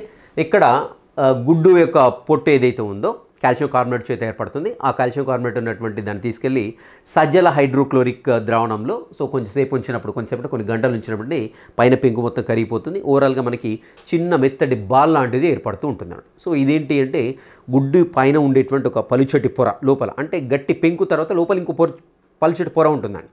సో ఇదేమవుతుందంటే ఈ పల్చటి పొరని ఇప్పుడు ఓవరాల్గా కణంగా భావించవచ్చు మనం. సో దీన్ని కణంగా భావించవచ్చు. దీన్ని తీసుకెళ్ళి రకరకాల ప్లేసెస్లో పెడతాం. ఇంతకుముందు చెప్పినట్టు ఒకసారి హైపోటోనిక్లో పెడితే ఉబ్బుతుంది, ఐసోటోనిక్లో పెడితే సేమ్ ఉంటుంది. అదేవిధంగా హైపోటోనిక్లో పెట్టామండి కంప్లీట్గా ముడుచుకొని పోతుంది హైపోటోనిక్ ద్రావణంలో పెడితే. అంటే అత్యధికంగా ఫుల్ షుగర్ కలిపేసి ఆ వాటర్లో దీన్ని వేసామనుకోండి, సో అల్టిమేట్గా ముడుచుకొని పోతూ ఉంటుంది. సో అలా కాకుండా మంచినీళ్ళు పోసి దీన్ని వేసేసామనుకోండి ఏమవుతుంది, ఇలా ఉబ్బిపోతూ ఉంటుంది అనమాట. సో ఇలా రకరకాల సిచ్యువేషన్స్లో మనం దీనికి ప్రయోగం చేయడం జరుగుతుంది. ఇది వచ్చేసి గుడ్డు గురించినటువంటి ప్రయోగం ఇచ్చాండి, సింపుల్. ఇది మన కాన్సెప్ట్ అయితే ఇదంతా కూడా అర్థమవుతుంది అనమాట. అండ్ ఇక్కడ చూద్దాం. నెక్స్ట్ వచ్చేసి మొక్కల వేర్ల ద్వారా నీటిని పీల్చుకోవడం కూడా ద్రవాభిసరణకు ఉదాహరణ. గుర్తుపెట్టుకోండి, మొక్కలు ఏ విధంగా వేర్లు నీటిని పీల్చుకుంటాయంటే ద్రవాభిసరణకి ఎగ్జాంపుల్గా జస్ట్ సెకండ్ అండి, కరెంట్ వచ్చింది. సో ఈ లైట్స్ అనేవి పుట్ ఆఫ్ చేసేస్తాను.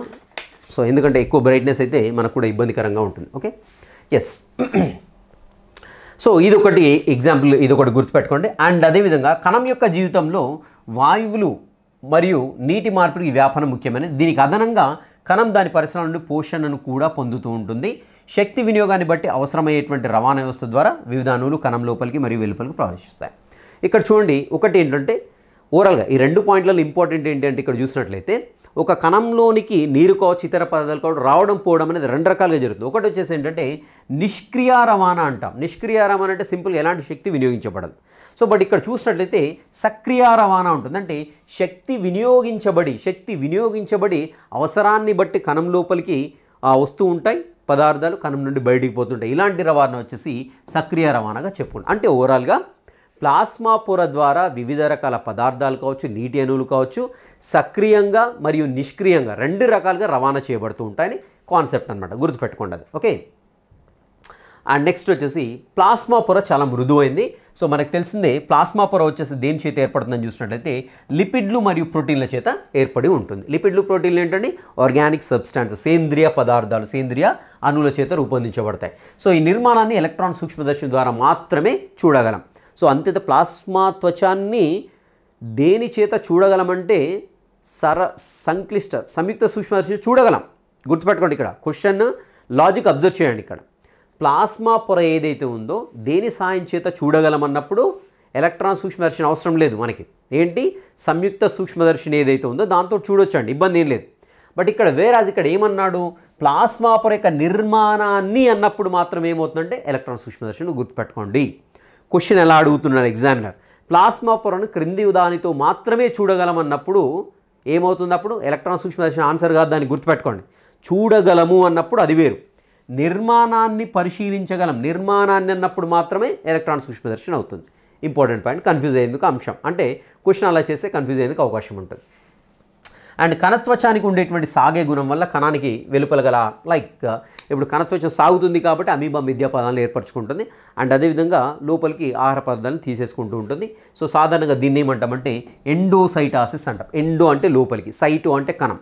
సో ఎండోసైటాసిస్ అంటే కణము లోపలికి ఒక పదార్థాన్ని గుంజుకోవడాన్ని ఎండోసైటాసిస్ అంటాం. సో అమీబా ఏంటంటే ఈ పద్ధతిలో ఆహారాన్ని గ్రహిస్తుంది.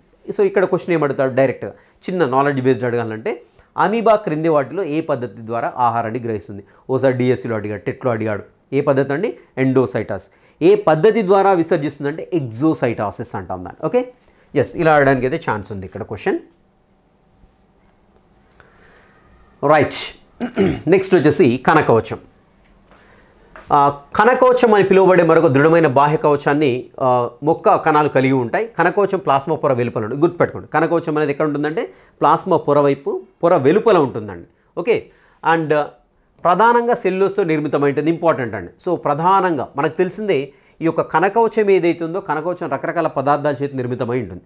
సో లిగ్నిన్ కావచ్చు, సూబరిన్, రకరకాల పదార్థాలు. బట్ ఇక్కడ క్వశ్చన్ ఎలా అడుగుతాడు, ప్రధానంగా దీని చేత నిర్మితమై ఉంటాడు. ఇది ఇక్కడ కీవర్డ్ అండి. ఇక్కడ మనకి ఏంటంటే ప్రధానంగా దేని చేత నిర్మితమై ఉంటుంది అన్నప్పుడు ఏంటంటే సెల్యులోజ్ పెట్టాలి. ఆప్షన్స్ ఏమి ఇస్తాడు మనకు, సెల్యులోజ్ ఇస్తాడు, లిగ్నిన్ ఇస్తాడు, సూబరిన్ ఇస్తాడు, పైవన్నీ ఇస్తాడు. సో మన క్వశ్చన్లో ఈ ప్రధానంగా అనే వర్డ్ చూడలేదనుకోండి, పైవన్నీ అని బ్లైండ్గా పెట్టేసి వచ్చి దానికి మార్క్ వేసేసుకుంటాం. ఎస్, నాకు మార్క్ వచ్చింది. బట్ ఇక్కడ ప్రధానంగా అన్నప్పుడు మనం ఏం పెట్టాలి, సెల్యులోజ్ ఆన్సర్ పెట్టాల్సి ఉంటుంది. సో దృఢమైన నిర్మాణం అందిస్తుంది. ద్రవాభిసరణ ద్వారా నీటిని కోల్పోయినప్పుడు కణకవచానికి దూరంగా కణంలోని పదార్థాలు కుంచుకుపోతాయి. సో ద్రవాభిసరణ అంటే ఫర్ ఎగ్జాంపుల్ ఇది కణకవచం అండి, ఇది మందంగా ఉండేటువంటి కణకవచం. ఓకేనా. సో ఇక్కడ దీని లోపల ఏముంటుందంటే మనకి ప్లాస్మా పొర ఉంటుంది. దీని లోపల వైపు ఏముంటుందంటే ప్లాస్మా పొర మనకు కనపడుతూ ఉంటుంది. ఓకేనా. సో ఇది ప్లాస్మా పొర అనుకుందామండి, ఇది ప్లాస్మా రైట్. నాకు తెలిసి మీకు కనపడకపోవచ్చు అది. సో ఇది ప్లాస్మా పొర అనుకుందాం, ప్లాస్మా పొర. సో దీన్ని ఇప్పుడు హైపర్టోనిక్ ద్రావణంలో ఉంచినప్పుడు ఏమవుతుందంటే నీటిని కోల్పోయి మొత్తం కూడా కుంచుకొని పోతూ ఉంటుంది. కుంచుకొని పోతే ఇక్కడ ఉన్నటువంటి ఈ పొర ఏదైతే ఇంత అవుతుంది అంటే ఇక్కడ మనకి కణకవచానికి ప్లాస్మా పొరకు మధ్య గ్యాప్ అనేది ఫామ్ అవుతూ ఉంటుంది. గ్యాప్ అనేది ఫామ్ అయింది ఎందుకంటే దీంట్లో ఉండేటువంటి ప్లాస్మా పొర మొత్తం కూడా కుంచుకొని పోయి చిన్నగా అయిపోతుంది అనమాట. ఓకేనా. సో ఇలా అయిపోతుంది హైపర్టోనిక్. ఆ పాయింట్ మనకి ఇక్కడ ఇవ్వడం జరిగింది. అండ్ సంకోచం చెందుతాయి, మిగిలినటువంటి లోపల కణ పదార్థం ఏదైతే ఉందో జీవపదార్థం అంతా కూడా సంకోచం చెందుతాయినట్టుగా తెలుస్తుంది. అండ్ ఇక్కడ దాని గురించి ఒక చిన్న కృత్యం అయితే ఇవ్వబడిందండి. ఇక్కడ ఏం చేస్తారంటే రియో పత్రం తీసుకొని పొరను అబ్జర్వ్ చేయమన్నాడు. దాంట్లో వచ్చేసి మనకి గ్రీన్ కలర్లో ఉండేటువంటి స్ట్రక్చర్స్ ఏవైతేనో అవి హరిత రేణువులుగా పేర్కొనడం జరిగింది. అండ్ ఇక్కడ ఆకుపొరపై అధిక గాఢత గల చక్కెర లేదా ఉప్పు ద్రావణాన్ని వేయండి. అండ్ ఇక్కడ ఆకుపొర పెట్టాక దానిపైన ఏమంటున్నాడు, చక్కెర ద్రావణం కానీ లేదంటే అధిక గాఢతలో ఉంటే ఉప్పు ద్రావణాన్ని వేయమన్నాడు. సో అప్పుడు ఏమవుతుంది, ఆ కణం చుట్టూ హైపర్టోనిక్ మీడియం ఏర్పడింది కదా. సో అధిక గాఢత గల ద్రావణం, అధిక గాఢత గల నీటి అణువులు కాదు, ఇక్కడ అధిక గాఢత ద్రావణం ఏర్పడింది. సో అల్టిమేట్గా ఏమవుతుందండి, సో ఇక్కడ నీటి అణువు లోపల తక్కువగా ఉన్నాయి, బయట ఎక్కువగా ఉన్నాయి కాబట్టి సో అల్టిమేట్గా ఏమవుతుంది, బయటికి నీరు అనేది వెళ్ళిపోతుంది. సో అల్టిమేట్గా ఏమవుతుందంటే కుంచుకొని పోతుంది. సో దాన్ని ప్రూవ్ చేయడానికి చిన్న ఎక్స్పెరిమెంట్ అండి, అంతే. ఓకే.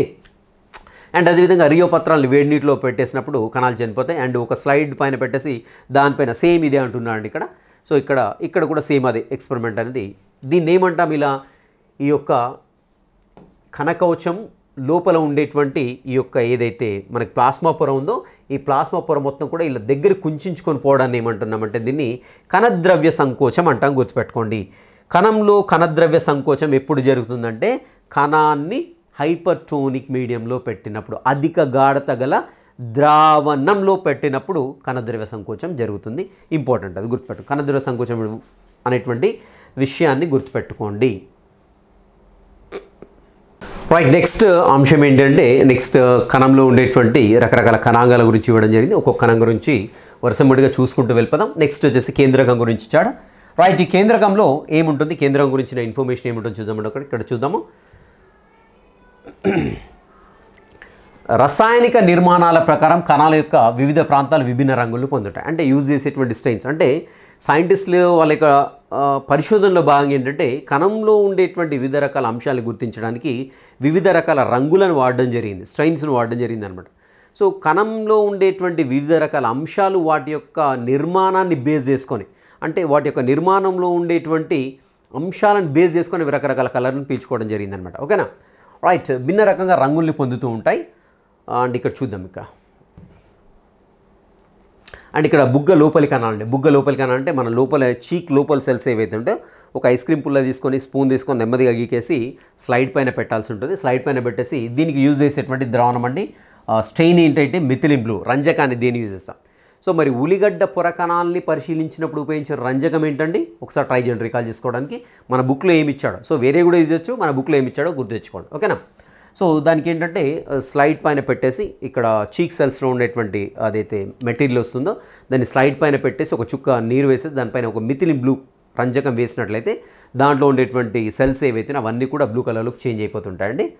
అది వచ్చేసి పాయింట్. ఇక్కడ స్పెసిఫిక్గా మనకి ఈ చీక్ సెల్స్లో ఏంటంటే ఆ యొక్క కేంద్రకం అనేది చాలా క్లియర్గా కనపడుతుంది మిథిలిన్ బ్లూ వేసినప్పుడు. రైట్, ఇక్కడ చూద్దాం. సో చీక్ సెల్స్ని పరిశీలించినప్పుడు అంటే ప్రతి కణం మధ్యలో ముదురు రంగు కలిగినటువంటి గుండటి అండాకారపు చుక్కలు అంటే కనపడుతుంది, దీన్ని కేంద్రకం అంటాం. సో బుగ్గ యొక్క కణాలని పరిశీలించే క్రమంలో మిథిలిన్ బ్లూ వాడినప్పుడు, మిథిలిన్ బ్లూ రంజకాన్ని వేసినప్పుడు అధిక గాఢతతోటి అండాకారంలో ఉండి అధిక గాఢత రంగును సంతరించుకున్నటువంటి నిర్మాణం ఏంటి అంటాడు. సో అప్పుడు మైటోకాండ్రియా ఇస్తాడు, దాంట్లో డెఫినెట్గా లైసోజోమ్స్ రకరకాల అంశాలు ఇస్తాడు. మనం పెట్టాల్సింది ఏంటంటే ఆన్సర్ కేంద్రకం. గుర్తుపెట్టుకోండి. సో కేంద్రకాన్ని ఆవరించి 2 పొరల కేంద్రక త్వచం ఉంది. కేంద్రక త్వచం ఎన్ని పొరల చేత ఏర్పడుతుంది, 2 పొరల చేత ఏర్పడుతుంది. అండ్ అదేవిధంగా కేంద్రకం నుండి కణద్రవ్యంలోనికి, కణద్రవ్యం నుండి కేంద్రకంలోనికి వివిధ రకాల పదార్థాలను రవాణా చేయడం కోసం ఏంటంటే కేంద్రక త్వచానికి రంధ్రాలు ఉంటాయి. ఇంపార్టెంట్, గుర్తుపెట్టుకోండి. కేంద్రక త్వచం 2 పొరల చేత ఏర్పడుతుంది, కేంద్రక త్వచానికి రంధ్రాలు ఉంటాయి. ఇది కూడా ఇంపార్టెంటే. ఎస్, కణ విభజన జరిగేటప్పుడు మాత్రమే క్రోమోజోమ్లు కేంద్రకాన్ని కలిగి ఉంటాయి. క్రోమోజోమ్లను కేంద్రకం కలిగి ఉంటుంది. సో కేంద్రకంలో క్రోమోజోమ్లు ఎప్పుడు కనపడతాయి అంటే కేవలం కణ విభజన సమయంలో మాత్రమే కనపడదు. సో మరి కణ విభజన సమయం కానప్పుడు మిగిలిన సమయంలో ఏముంటుందని చూసినట్లయితే కేంద్రకంలో ఈ యొక్క క్రోమోజోమ్లో మొత్తం డీకండెన్సేషన్ అవుతాయి. డీకండెన్సేషన్ ఏంటంటే ఈ మొత్తం కూడా విడిపోతాయి, అల్లుకొని క్రోమోజోమ్లు ఏర్పడ్డాయి కదా. సో మొత్తం కూడా విడిపోయి దాంట్లో మనకి క్రోమాటిన్ అనేది సన్నని దారాల రూపంలో కనపడుతూ ఉంటుందన్నమాట. రైట్, ఈ క్రోమోజోమ్లో డిఎన్ఏ డీరైబో న్యూక్లిక్ యాసిడ్ ఉంటుంది, రూపంలో ఉంటుంది. క్రోమోజోమ్లో డిఎన్ఏ మరియు ప్రోటీన్లతో కూడినటువంటి నిర్మాణాలు ఇంపార్టెంట్ అండి. క్రోమోజోమ్లు దేని చేత ఏర్పడతాయి అంటే డిఎన్ఏ మరియు ప్రోటీన్స్. సో మన క్రోమాటిన్ అంటే కూడా అదే అండి. క్రోమాటిన్ కూడా మనకి ఏంటంటే ఈ ప్రోటీన్ల చుట్టూ అల్లుకొని ఉంటుంది. సో అది ఒక స్పెషల్ స్ట్రక్చర్ ఉంటుందండి. కణాలు నిర్మించడానికి మరియు ఏర్పరచడానికి అవసరమైనటువంటి సమాచారం డిఎన్ఏ అణువులు కలిగి ఉంటుంది. డిఎన్ఏ అణువుల్లో ఏ సమాచారం ఉంటుందంటే కణాలను నిర్మించడానికి మరియు ఏర్పరచడానికి అవసరమైన సమాచారం డిఎన్ఏ కలిగి ఉంటుంది. డిఎన్ఏలోని క్రియాత్మక విభాగాన్ని జన్యువులు అంటారు. జీన్ అంటే ఏంటిది, ఎక్కడ ఉంటుంది? సో ఆల్రెడీ మనకు ఇది చాలా వచ్చింది కదా. సే ఫర్ ఎగ్జాంపుల్ ఇది వచ్చేసి మొత్తం కూడా క్రోమాటిన్ లేదంటే డిఎన్ఏ అనుకుందాం, ఇదంతా కూడా డిఎన్ఏ అనుకుందాం. ఓకేనా. సో దీంట్లో మరి అంతా కూడా పనిచేస్తుందా అంటే డిఎన్ఏలో సే ఫర్ ఎగ్జాంపుల్ డిఎన్ఏలో ఉండేటువంటి ఇక్కడ నుంచి ఈ భాగం ఏదైతుందో ఈ భాగం క్రియాత్మకంగా ఉంటుంది. క్రియాత్మక అంటే ఏదో ఒక లక్షణానికి లేదంటే ఒక ప్రోటీన్ ఉత్పత్తికి ఈ డిఎన్ఏలో ఈ భాగం ఉపయోగపడుతుంది, నెక్స్ట్ ఈ భాగం ఉపయోగపడుతుంది, ఈ భాగం ఉపయోగపడుతుంది అనుకుందాం. ఓకేనా. సో మిగిలినటువంటి ఈ భాగం ఉపయోగపడట్లేదు అనుకుందాం. సో ఈ భాగం క్రియాత్మక భాగం ఏదైతుందో దీన్ని మాత్రమే జన్యువుగా చెప్తాము. అందుకని ఏమంటున్నాడు ఇక్కడ క్రియాత్మక భాగం అంటున్నాడండి. క్రియాత్మక విభాగం లేదంటే క్రియాత్మక భాగం ఏంటంటే జన్యు. డిఎన్ఏలోని ఈ భాగాన్ని జన్యువుగా పరిగణిస్తానంటే క్రియాత్మక విభాగం. గుర్తుపెట్టుకోండి. రైట్. బ్యాక్టీరియా వంటి కొన్ని జీవుల్లో కేంద్రక త్వచం లేకపోవడం వల్ల కేంద్రక ప్రాంతం సరిగ్గా ఏర్పడదు. కేంద్రక ప్రాంతం సరిగ్గా ఏర్పడదు ఎందుకు కారణం అంటే దాని చుట్టూ కూడా కేంద్రక త్వచం ఉండదండి. కేవలం కేంద్రక ఆమ్లాన్ని కలిగి ఉండి సరిగ్గా ఏర్పడినటువంటి కేంద్రక ప్రాంతాన్ని. సో ఇక్కడ బ్యాక్టీరియాల్లో ఉండేటువంటి కేంద్రక ప్రాంతాన్ని ఏమంటాము, అది ఇంపార్టెంట్. ఇక్కడ ఏమంటామండి, న్యూక్లియాయిడ్ అంటాం. లేదంటే దీన్ని నగ్న క్రోమోజోమ్ అంటే కేవలం ఒకటి మాత్రమే కనపడుతుంది బ్యాక్టీరియా సాధారణంగా. సో దీన్ని ఏమంటామంటే న్యూక్లియాయిడ్. సో ఇక్కడ నాలెడ్జ్ బేస్డ్ ఇంపార్టెంట్ అండి, ఓకేనా. అండ్ అదేవిధంగా ఇలాంటి కణాలు ఏమంటామంటే కేంద్రక పూర్వ కణాలుగా చెప్పుకుంటూ ఉంటాం. పూర్వ అంటే ప్రో, ఆదిమ అని అర్థం అండి, గుర్తుపెట్టుకోండి. ప్రో అంటే ఏంటంటే ఆదిమ లేదంటే ప్రాథమిక. క్యారియోట్ అంటే లేదంటే క్యారియన్ అంటే దాని అర్థం అంటే కేంద్రకం. ఆదిమ కేంద్రకం అంటే కేంద్రకం, పాత కేంద్రకం అంటే దాని చుట్టూ కేంద్రక త్వచం అనేది ఇంకా డెవలప్ కాలేదని అర్థం అనమాట. సో అలా మనకి ఆరిజినేట్ అయింది వర్డ్ అన్నట్టుగా చెప్తున్నాడు. అండ్ కేంద్రక త్వచం ఉన్నట్లయితే మనకు తెలిసింది నిజ కేంద్రక జీవులుగా చెప్పుకుంటాం. అండ్ కణాంగాలను కూడా కేంద్రక పూర్వ కణాలు కలిగి ఉండవు. ఇక్కడ చూడండి, కేంద్రక పూర్వ కణాల్లో మనకి ఏంటంటే కణాంగాలు అన్నీ కూడా లోపించి ఉంటాయి. కణాంగాలు కేంద్రక పూర్వ జీవుల్లో ఉండవు. సో కొన్ని మాత్రం ఉంటాయండి. సో అది పక్క పెట్టిన తర్వాత డిస్కస్ చేద్దాం వచ్చినప్పుడు. అండ్ కణాంగాల యొక్క అనేక విధులను కణద్రవ్యం యొక్క అభివృద్ధి చెందని వ్యవస్థీకృత భాగాల ద్వారా కూడా నిర్వహించబడతాయి. సో ఇక్కడ మనకి కేంద్రక పూర్వజీవుల్లో ఏంటి, కణాంగాలు ఉన్నాయని చెప్పుకున్నాం.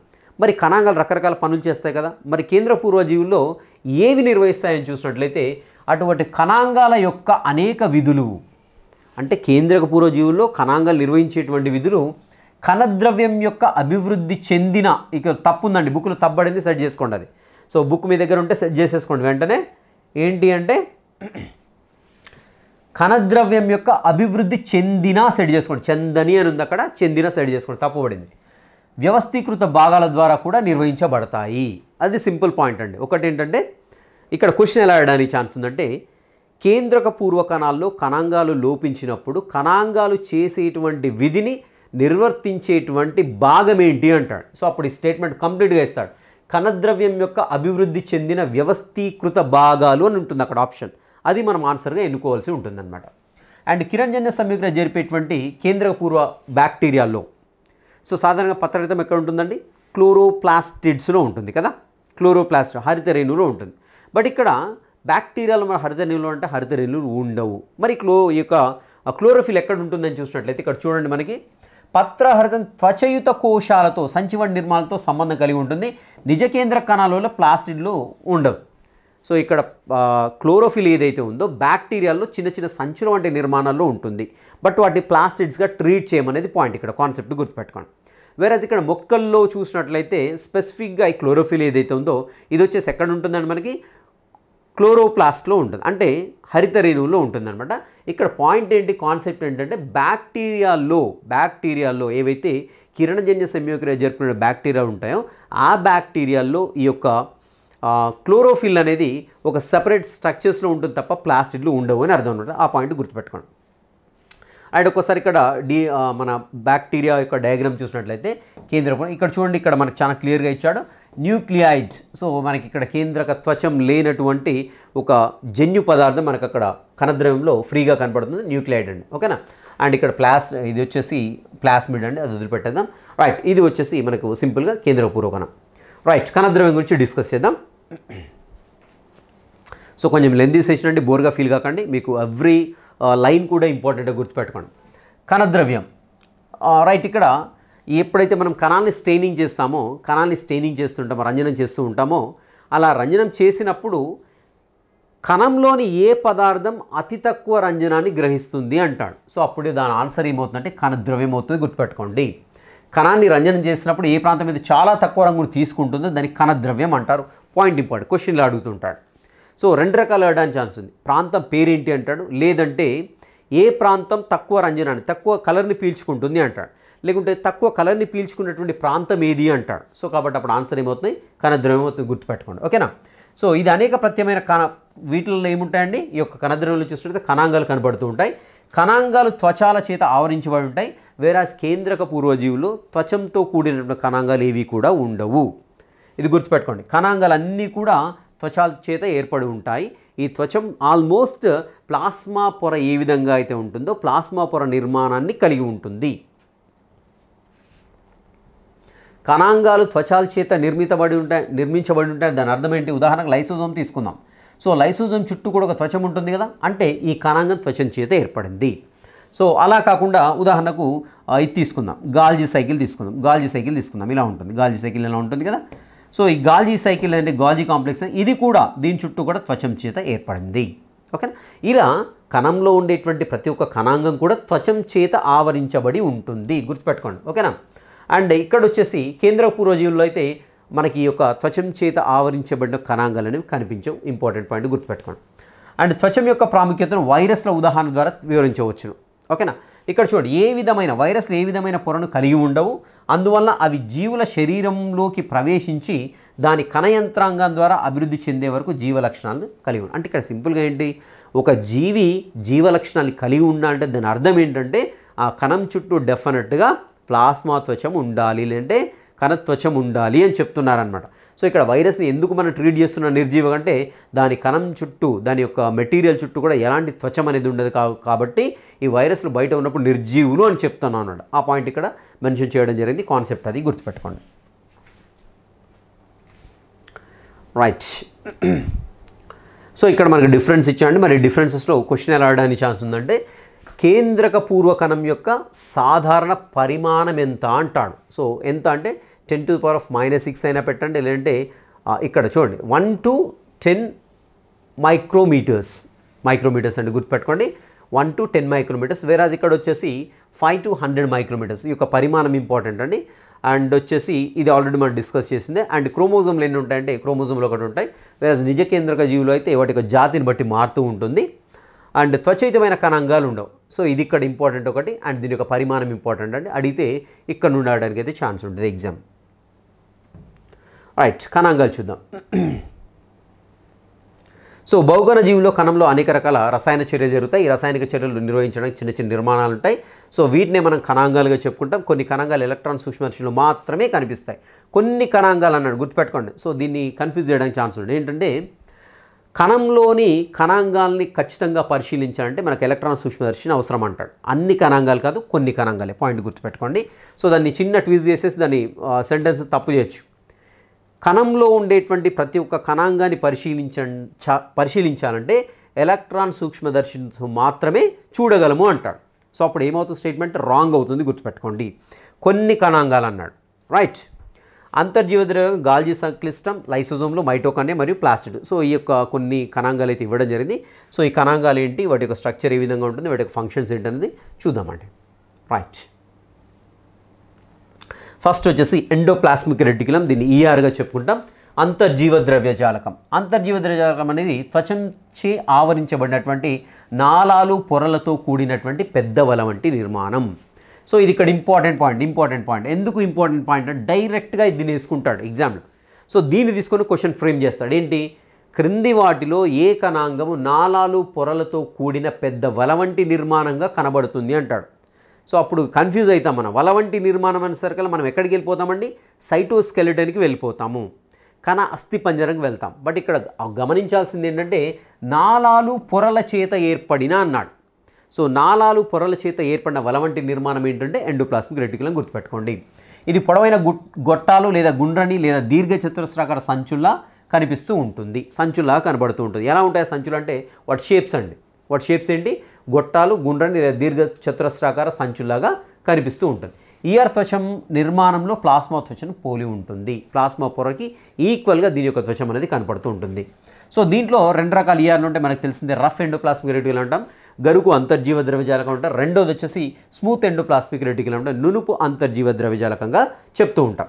సో గరుకు ఎందుకు గరుగ్గా ఉంటుంది అంతర్జీవ ద్రవ్యజాలకం అంటే దీనిపైన ఏంటి, ఉపరితలం పైన రైబోజోమ్లు ఉంటాయి కాబట్టి రఫ్ ఎండోప్లాస్మిక్ రెటిక్యులం రఫ్గా కనపడుతుంది. దీని యొక్క ముఖ్యమైన పని ఏంటంటే, అండ్ మోర్ ఎవర్ ఇక్కడ చూడండి, ఒకసారి ఈ పాయింట్ బేస్ చేసుకొని ఎగ్జామ్లో డిఎస్సిలో క్వశ్చన్ అడిగాడండి. అన్ని క్రియాశీల కణాల్లో ఉండేటువంటి రైబోజోమ్లు ప్రోటీన్ల తయారీకి సంబంధించిన ప్రదేశాలు. సో క్రియాశీల ప్రదేశాల్లో ఉండేటువంటి కణాల్లో ఏ రకమైన అంతర్జీవ ద్రవ్యజాలకం ఉంటుంది అంటాడు. ఏంటంటప్పుడు రఫ్ ఎండోప్లాస్మిక్ రెటిక్యులం. ఎందుకంటే రైబోజోమ్లు ఉంటేనే ప్రోటీన్లు అనేవి క్రియేట్ అవుతాయి. ప్రోటీన్ల చేతన మనకి ఎంజైమ్లు కావచ్చు, హార్మోన్స్ కావచ్చు, రకరకాల పదార్థాలను తయారు. అంటే ఓవరాల్గా రైబోజోమ్లు ఎక్కడైతే ఎక్కువగా ఉంటాయో ఆ కణాలు క్రియాశీలంగా ఉంటాయి. క్రియాశీలకంగా ఉంటేనే అవి ప్రోటీన్లను సంశ్లేషిస్తాయి కదా. ప్రోటీన్ల ద్వారానే కదా అన్ని పదార్థాలు ఏర్పడింది. కాబట్టి క్రియాశీల కణాల్లో మనకి ఏంటంటే రఫ్ ఎండోప్లాస్మిక్ రెటిక్యులం ఉంటుంది, గుర్తుపెట్టుకోండి. తయారు చేయబడిన ప్రోటీన్లు అంతర్జీవ ద్రవ్యజాలను ఉపయోగించుకొని కణంలోని వివిధ భాగాలకు సరఫరా చేయబడతాయి. ఇక్కడ ఇంపార్టెంట్ గుర్తుపెట్టుకోండి, రైబోజోములు తయారు చేసినటువంటి ప్రోటీన్లు ఏవైతే ఉన్నాయో రైబోజోమ్ ప్రోటీన్ల తయారీకి సంబంధించిన ప్రదేశాలు. తయారు చేయబడిన ప్రోటీన్లు అంతర్జీవ ద్రవ్యజాలంను ఉపయోగించుకొని కణంలోని వివిధ భాగాలకు సరఫరా చేయబడతాయి. అంటే ఇక్కడ అంతర్జీవ ద్రవ్యజాలకం దేనికి ఉపయోగపడుతుంది? సరఫరాకు కూడా ఉపయోగపడుతుంది, రవాణా చేయడానికి ఉపయోగపడుతుంది. కణంలో వివిధ రకాల ప్రోటీన్లను ఒక ప్రదేశం నుండి మరొక ప్రదేశానికి రవాణా చేసేటువంటి కణాంగం ఏంటి అంటాడు? ఏంటండి? అంతర్జీవ ద్రవ్యజాలకం. అండ్ కణం పనిచేయడానికి అవసరమైన క్రొవ్వు అణువులు లేదా లిపిడ్ల తయారీలో స్మూత్ ఎండోప్లాస్మిక్ రెటిక్యులం సహాయపడుతుంది. ఇది కూడా ఇంపార్టెంట్. స్మూత్ ఎండోప్లాస్మిక్ రెటిక్యులం దేనికి ఉపయోగపడుతుంది అంటే నునుపు అంతర్జీవ ద్రవ్యజాలకం దేనికి ఉపయోగపడుతుంది అంటే క్రొవ్వు అణువులు లేదంటే లిపిడ్ల తయారీలో ఉపయోగపడుతుంది. ఇంపార్టెంట్ పాయింట్ గుర్తుపెట్టుకోండి. వీటిలో కొన్ని ప్రోటీన్లు మరియు లిపిడ్లు కణత్వచాన్ని నిర్మించడంలో సహాయపడతాయి. ఈ ప్రక్రియను త్వచ జీవోత్పత్తి అంటారు. వెరీ వెరీ వెరీ ఇంపార్టెంట్ అండి. సో ఇవి ఉత్పత్తి చేసినటువంటి అంటే నునుపు అంతర్జీవ ద్రవ్యజాలకం ఉత్పత్తి చేసినటువంటి క్రొవ్వు అణువులు, అదేవిధంగా గరుకు అంతర్జీవ ద్రవ్యజాలం ఉత్పత్తి చేసినటువంటి ప్రోటీన్లు, ఇవి రెండూ కూడా ప్లాస్మా త్వచ నిర్మాణంలో ఉపయోగపడతాయి. ఇలా వీటి నుండి ఏర్పడిన ఈ రెండు రకాల పదార్థాల ద్వారా ప్లాస్మా త్వచ నిర్మించబడాన్ని ఏమంటామంటే త్వచ జీవోత్పత్తి అంటాం. త్వచ జీవోత్పత్తి అంటాం. మెంబ్రేన్ బయోజెనిసిస్ అంటాం. మెంబ్రేన్ బయోజెనిసిస్గా చెప్తాం. Very very important. ఇది యాక్చువల్గా టీఎస్ బుక్లో ఇవ్వలేదండి, ఇది కొత్త పాయింట్ ఇక్కడ మనకు. ఓకేనా? రైట్. ఇతర కొన్ని ప్రోటీన్లు, లిపిడ్లు, ఎంజైమ్లు మరియు హార్మోన్లుగా పనిచేస్తుంటాయి. సో మిగిలినటువంటి ప్రోటీన్ అంటే ఇక్కడ ఉత్పత్తి అయినటువంటి ప్రోటీన్ రెండు రకాలుగా పనికి వస్తున్నాయి. ఒకటేంటి ప్లాస్మా పొరను తయారు చేయడంలో, రెండోది వచ్చి ఈ ప్రోటీన్ల నుంచి, ఈ ప్రోటీన్లు, లిపిడ్ల నుంచి ఏంటంటే ఎంజైములు, హార్మోన్లు అనేవి ఉత్పత్తి అవుతూ ఉంటాయన్నమాట. ఉదాహరణకు స్టిరాయిడల్ హార్మోన్స్ ఉన్నాయి. దేని నుండి ఉత్పత్తి అవుతుందంటే జనరల్గా లిపిడ్స్ నుండి ఉత్పత్తి అవుతాయి. అండ్ కొన్ని రకాల ఎంజైమ్లు కావచ్చు. సో ఇలా మనకు ఓవరాల్గా ప్రోటీన్లు, లిపిడ్లు అనేవి త్వచ నిర్మాణానికి, అంతేకాకుండా ఎంజైమ్లు, హార్మోన్లుగా తయారు కావడానికి అంటే మోడిఫికేషన్స్ జరుగుతూ ఉంటాయి. సో ఇవి రకరకాల కణాంగాల ద్వారా ఈ ప్రోటీన్లు పాస్ అయ్యేటప్పుడు మన బాడీకి ఒక ఎంజైమ్ అవసరం ఉంది. ఈ కణం నుండి ఒక ఎంజైమ్ రిలీజ్ కావాలి. ఉదాహరణకు ట్రిప్సిన్ అనే ఎంజైమ్ ఈ కణం నుండి రిలీజ్ కావాలి. నేను ఒక చిన్న ఎగ్జాంపుల్ చెప్తాను ఇక్కడ, సో మీకు ఈజీగా అర్థమైపోతూ ఉంటుంది. చిన్న ఎగ్జాంపుల్ అండి. రైట్. సే ఫర్ ఎగ్జాంపుల్ ఇది వచ్చేసి ఎండోప్లాస్మిక్ రెటిక్యులం అనుకుందామండి. సో ఎండోప్లాస్మిక్ రెటిక్యులం ఇది కణం అనుకుందాం. Assume that this the cell. So ఇది న్యూక్లియస్ అనుకుందాం, వదిలిపెట్టేసండి. సో దీనిపైన ఏమున్నాయండి మనకి రైబోజోమ్స్ ఉన్నాయి. ఓకేనా? రైబోజోమ్స్ ఉన్నాయి. ఇంకోటి ఏంటి మనకి అని చూసినట్లయితే స్మూత్ ఎండోప్లాస్మిక్ రెటిక్యులం కూడా ఉంటుంది కదా. స్మూత్ ఎండోప్లాస్మిక్ రెటిక్యులం అనేది కనపడుతూ ఉంటుంది. రైట్. ఇది వచ్చేసి స్మూత్ ఎండోప్లాస్మిక్ రెటిక్యులం అనుకుందామండి. సో ఓకే, ఇది స్మూత్ ఎండోప్లాస్మిక్ రెటిక్యులం అనుకుందాం. యాక్చువల్గా ఇక్కడ ఉంటుంది కేంద్రకం, ఇది కేంద్రకం, వదిలిపెడతాం ఇప్పుడు. Okay right. Smooth endoplasmic reticulum నుండి ఏమొచ్చాయి? లిపిడ్స్ వచ్చాయండి. Okay. And rough endoplasmic reticulum నుండి ఏం కనపడుతున్నాయి అని చూసినట్టయితే మనకి ప్రోటీన్స్ కనపడతాయి. రైట్. ఇవి ప్రోటీన్స్. రఫ్ ఎండోప్లాస్మిక్ రెటిక్యులం నుండి ప్రోటీన్స్ వచ్చాయి, అదేవిధంగా స్మూత్ ఎండోప్లాస్మిక్ లిపిడ్స్ వచ్చాయి. మరి ఇవి దేనికి ఉపయోగపడుతున్నాయంటే ఈ యొక్క ప్లాస్మా పొర ఏదైతే ఉందో ప్లాస్మా పొర డ్యామేజ్ అయింది, లేకుంటే కొత్త ప్లాస్మా పొర ఏర్పడాలి. సో అలాంటప్పుడు ఏమైందంటే ఈ ప్లాస్మా పొర నిర్మాణంలో ఈ లిపిడ్లు మరియు ప్రోటీన్లు ఏవైతే ఉన్నాయో ఇవి ప్లాస్మా పొర నిర్మాణంలో ఉపయోగపడ్డాయి. ఓకేనా? ఉపయోగపడ్డాయి. సో ఇలా ఉంటే ఏమంటాం? ఇంతకుముందు చెప్పుకున్నాం కదా, కణ జీవోత్పత్తి, త్వచ జీవోత్పత్తిగా చెప్పుకుంటున్నాం. ఓకేనా? ఇది ఒకటి. ఇంకోటి ఏంటి అని చూసినట్టయితే ఈ లిపిడ్లు, ప్రోటీన్లు ఏవైతేనో వీటి నుండి ఏం ఏర్పడతాయని చెప్పారు? ఎంజైమ్స్ తయారవుతాయి. నెక్స్ట్ వచ్చేసి హార్మోన్స్ అనేవి తయారవుతుంటాయి. సో మరి వెంటనే ఈ ప్రోటీన్స్ ఇలా ఉన్నాయి కదా, డైరెక్ట్గా ఈ ప్రోటీన్స్ అనేవి డైరెక్ట్గా ఎంజైమ్స్, హార్మోన్స్గా మారుతాయంటే అలా మారవు. ఎప్పుడంటే ఈ ప్రోటీన్స్, ఎంజైమ్స్ అనేవి ప్రాసెస్ అవుతూ ఉంటాయి. సో ప్రాసెస్ అంట. సే ఫర్ ఎగ్జాంపుల్ ఈ ప్రోటీన్ ఇలా ఉందండి. ఇది ఒకటి, ఇది 2 ప్రోటీన్ అనుకుందాం. సో ఇంకోటి వచ్చేసి 3వ ప్రోటీన్, ఇది వచ్చేసి 4వ ప్రోటీన్. సో ఈ 1, 2, 3, 4 ప్రోటీన్స్ ఏవైతే ఉన్నాయో ఈ 1, 2, 3, 4 ప్రోటీన్స్, సే ఫర్ ఎగ్జాంపుల్ ఏ అనేటువంటి ఒక ఎంజైమ్ ఆ ఎంజైమ్ ఏర్పడంటే ఈ ప్రోటీన్ల యొక్క సీక్వెన్స్ ఎలా ఉండాలి? 3, 2, 4, 1 ఉండాలనుకుందాం. ఓకేనా? రైట్. సో మరి ఇక్కడ ఏర్పడిన ప్రోటీన్లు అనేవి ఈ సీక్వెన్స్లో అరేంజ్ కావాలంటే డైరెక్ట్గా అరేంజ్ అవుతుంటే కావు. సో ఇవి గాల్జీ సంక్లిష్టం నుండైనా లేదైనా ఈఆర్ అంతర్జీవ ద్రవ్యజాలకం నుండి పాస్ అయిపోతుంటాయి. పాస్ అయిపోయేటప్పుడు అక్కడ మోడిఫికేషన్ జరుగుతాయి అన్నమాట. దాంట్లో పాస్ అయ్యేటువంటి లిపిడ్స్ కావచ్చు, దాంట్లో పాస్ అయ్యేటువంటి ఈ ప్రోటీన్స్ కావచ్చు, మోడిఫికేషన్ జరుగుతాయి. ఎలా మోడిఫికేషన్ జరుగుతాయంటే బాడీకి అవసరమయ్యే రీతిలో మోడిఫికేషన్ జరుగుతూ ఉంటాయి అన్నమాట. సో ఈ 1 2 3 4 ప్రోటీన్స్ ఏవైతే దీని నుండి పాస్ అయిపోతాయి. పాస్ అయ్యే క్రమంలో ఏంటది ఇవి 3 2 4 1 సీక్వెన్స్లో జాయింట్ అయిపోతూ ఉంటాయి. జాయింట్ అయిపోయినప్పుడు అంటే ఆటోమేటిక్గా అది ఏ అనేటువంటి ఎంజైమ్గా మారి ఈ ఎంజైమ్ అనేది ఈ కణం నుండి బయటికి విడుదలవుతూ ఉంటుందండి. సో ఇలా మనకి ఏంటంటే ఒక కణాంగం అనేది చాలా రకాలుగా మన బాడీలో పనిచేస్తూ ఉంటుంది. ఓకే, ఎస్ చూద్దాం ఇప్పటికి. త్వచ జీవోత్పత్తి అయిపోయింది కదా. ఎస్, త్వచ జీవోత్పత్తి అయిపోయింది. అండ్ ఇక్కడ నుంచి వచ్చినటువంటి మనకి ఏవైతే ఉన్నాయో సో ఇవి ఎంజైమ్లు హార్మోన్లుగా పనిచేస్తూ ఉంటాయనేసి ఇవ్వడం జరిగింది. అందువల్ల కణద్రవ్యం యొక్క వివిధ ప్రాంతాల మధ్య లేదా కణద్రవ్యం మరియు కేంద్రకం మధ్య ఇక్కడ చూడండి, ఇక్కడ పాయింట్ ఇచ్చాడు ఇక్కడ మనకి కణద్రవ్యం యొక్క వివిధ ప్రాంతాల మధ్య. ఓకేనా, కణద్రవ్యం యొక్క వివిధ ప్రాంతాల మధ్య సే ఫర్ ఎగ్జాంపుల్ ఏంటి, ఇది కణం అనుకున్నట్లయితే వివిధ ప్రాంతాలంటే ఇదొక ప్రాంతం ఇదొక ప్రాంతం, ఈ ప్రాంతాల మధ్య లేదా కణద్రవ్యం మరియు కేంద్రకం మధ్య. సో ఇది మొత్తం కూడా కణద్రవ్యం, ఇది కేంద్రకం కదా, వీటి మధ్య ఈ రెండిటి మధ్య రవాణాకు వారధిగా పనిచేయడం ఈఆర్ యొక్క ఒక ముఖ్యమైనటువంటి పని. ఎండోప్లాస్మిక్ రెటిక్యులం యొక్క ముఖ్యమైన పని ఏంటంటే ఈ యొక్క కణ పదార్థం ఏదైతే ఉందో, కణ పదార్థం లేదంటే కణద్రవ్యం లేదంటే జీవ పదార్థం అంటున్నామో ఇక్కడ వీటిలో ఒక ప్రదేశం నుండి మరొక ప్రదేశానికి పదార్థాలు రవాణా కావాలన్నా లేదంటే కణద్రవ్యం నుండి దీంట్లోకి కేంద్రకం నుండి కణద్రవ్యానికి పదార్థాలు రవాణా కావాలన్నా ఈఆర్ అనేది కీ రోల్ అనేది ప్లే చేస్తూ ఉంటుంది. ఓకేనా, సో ఇది వచ్చేసి మనకి ఈఆర్ యొక్క ముఖ్యమైనటువంటి పని అండి. ఈఆర్ కణం యొక్క కొన్ని జీవరసాయనిక చర్యలు కూడా. అండ్ మరొక అంశం ఇచ్చాడు, ఏమిచ్చాడంటే ఈ యొక్క ఈఆర్ ఏదైతే ఉందో సో ఎండోప్లాస్మిక్ రెటిక్యులం ఏదైతే ఉందో దీని యొక్క ఉపరితలం అంటున్నాడు. దీని యొక్క ఉపరితలం ఏంటంటే కొన్ని రకాల జీవరసాయనిక చర్యలు జరగడానికి సో కేటాయిస్తూ ఉంటుందన్నమాట. కొన్ని రకాల జీవరసాయన చర్యలు జరగడానికి అనువుగా దీని యొక్క ఉపరితలం అనేది ఏర్పడి ఉంటుంది. సే ఫర్ ఎగ్జాంపుల్ ఏ అయినటువంటి ఒక రియాక్షన్ జరగాలి అంటే దీని యొక్క ఉపరితలం అనేది అలాంటి జీవరసాయనిక చర్యలు జరగడానికి అనుకూలంగా ఉంటుంది. ఉపరితలాన్ని అందించే కణద్రవ్య అల్లికగా కూడా పనిచేస్తూ ఉంటుంది. జంతువుల సమూహంలోని కాలేయ కణాల్లో important, very very important point అండి. ఈ పాయింట్ చాలా చాలా ఇంపార్టెంట్. సో జంతువుల్లో ఉండేటువంటి కాలేయ కణాలు ఏవైతే ఉన్నాయో కాలేయ కణాల్లో ఉండేటువంటి స్మూత్ ఎండోప్లాస్మిక్ రెటిక్యులం ఫోకస్ చేయండి, ఖచ్చితంగా ఫోకస్ చేయండి. స్మూత్ ఎండోప్లాస్మిక్ రెటిక్యులం ఏదైతే ఉంటుందో నునుపు అంతర్జీవ ద్రవ్యజాలకం అనేక విష పదార్థాలను మందులను నిర్వీర్యం చేయడంలో కీలక పాత్ర వహిస్తుంది. చాలా చాలా ఇంపార్టెంట్ పాయింట్ అండి, ఇది చాలా ఇంపార్టెంట్ పాయింట్. దీన్ని ఎన్ని రకాల క్వశ్చన్ అడుగుతా అంటే ఏ ప్రాంతంలో ఉండేటువంటి నునుపు అంతర్జీవ ద్రవ్యజాలకం విష పదార్థాలను నిర్వీర్యం చేస్తుంది అంటాడు. సో అప్పుడు ఏమవుతుంది ఆన్సర్ కాలేయ కణాలు అవుతుంది.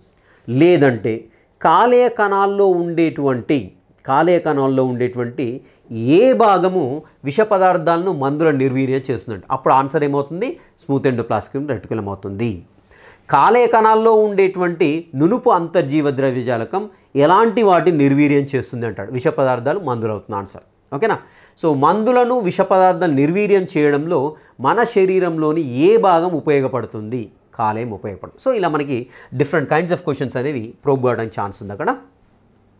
రైట్, ఇది కణం యొక్క నిర్మాణం అండి. దీనిలో పెద్దగా ఒక్కసారి ఈ భాగాలు మొత్తం కూడా చూసుకున్నట్లయితే పెద్దగా మీకు కన్ఫ్యూజ్ అయ్యేటువంటి అంశం ఏం లేదు.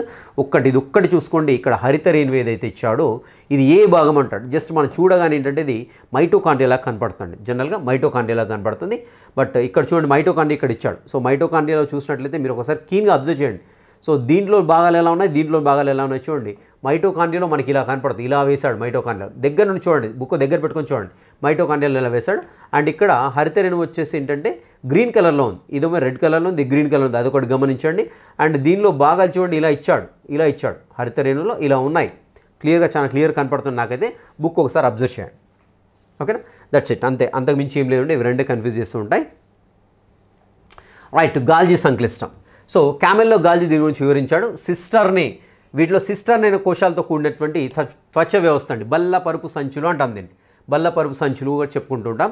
సమాంతరంగా అమర్చబడి దొంతరలుగా ఉంటాయి. తరచుగా ఈఆర్ యొక్క పొరలతో సంబంధాలను కలిగి ఉండి సంక్లిష్ట కణయుత త్వచ వ్యవస్థతో మరొక భాగాన్ని ఏర్పరుస్తూ ఉంటాయి. ఇక్కడ వెరీ సింపుల్ అండి, ఏం లేదు. ఇక్కడ ఉండేటువంటి ఈ గాల్జీ సంక్లిష్ట మీద దీంట్లో ఉండేటువంటి కోశాలను ఏమంటామంటే సిస్టర్నే గుర్తుపెట్టుకోండి. ఇవి ఒకదానిపైన ఒకటి దొంతరలుగా అనేటువంటి పేరు ఇక్కడ వచ్చింది. మనకు హరిత రేణువు గురించి మాట్లాడుకున్నప్పుడు దొంతరలు అంటాం. ఏంటి, హరిత రేణువులో సాధారణంగా మనకు ఉండేటువంటి థైలకాయిడ్స్ ఒకదానిపైన ఒకటి ఇట్లా అమర్చబడి ఉంటాయి. సో ఇలా అమర్చబడి ఉంటాయి ఒకదానిపైన ఒకటి. సో వీటిని ఒకదాన్ని థైలకాయిడ్ అంటాము. సో ఇలా ఒకదానిపైన ఒకదాన్ని అమర్చబడితే దీన్ని దొంతర అంటాం దీన్ని. సో ఈ దొంతను ఏమంటాం దొంతరని ఏమంటాం, హరితరేణులో అయితే గ్రానం అంటాం. ఓకేనా. సో ఇక్కడ కూడా ఏంటంటే సేమ్ గాల్జీ సంక్లిష్టంలో ఇవేవైతే సిస్టర్నే ఉన్నాయో సంచిలో నిర్మాణాలు ఇవన్నీ కూడా ఒకదానిపైన ఒకటి దొంతలుగా అమర్చబడి ఉంటాయి. వీటిని ఏమంటున్నామంటే మనం సింపుల్గా గాల్జీ సంక్లిష్టంగా చెప్పుకుంటూ ఉన్నాం అన్నమాట. తరచుగా ఈఆర్ యొక్క పొరలతో సంబంధాన్ని కలిగి ఉండి సంక్లిష్ట కణయుత త్వచ వ్యవస్థలో మరొక భాగాన్ని ఏర్పరుస్తాయి. ఇవి సింపుల్గా ఈఆర్ తోటి కూడా లింక్ని కలిగి ఉంటాయని అర్థమవుతుంది మనకి ఇక్కడ. ఓకేనా. ఎందుకు ఈఆర్ తోటి లింక్ని కలిగి ఉంటాయంటే మనకు స్మూత్ ఎండోప్లాస్మిక్ రెటిక్యులం ఏం చేస్తుందండి, లిపిడ్స్ను క్రియేట్ చేస్తుంది. సో ఇలా క్రియేట్ చేసిన లిపిడ్స్ అనేవి గాల్జీ సైకిల్ ద్వారా గాల్జీ సంక్లిష్టం ద్వారా ప్రవేశించి వెళ్తూ ఉన్నప్పుడు రకరకాల మోడిఫికేషన్స్ జరిగేసి మన బాడీకి కావాల్సినటువంటి ఒక పదార్థంగా తయారవుతూ ఉంటుంది అన్నమాట. సో కాబట్టి డెఫినెట్గా దీనికి లింక్ ఉండాల్సిందేనండి. రైట్. ఈఆర్ సమీపంలో సంశ్లేషణ చేయబడిన పదార్థం కట్టగా చేయబడి గాల్జీ సంక్లిష్టం ద్వారా కణం లోపల మరియు వెలుపల ఉన్న భాగాలకు రవాణా చేయబడుతుంది.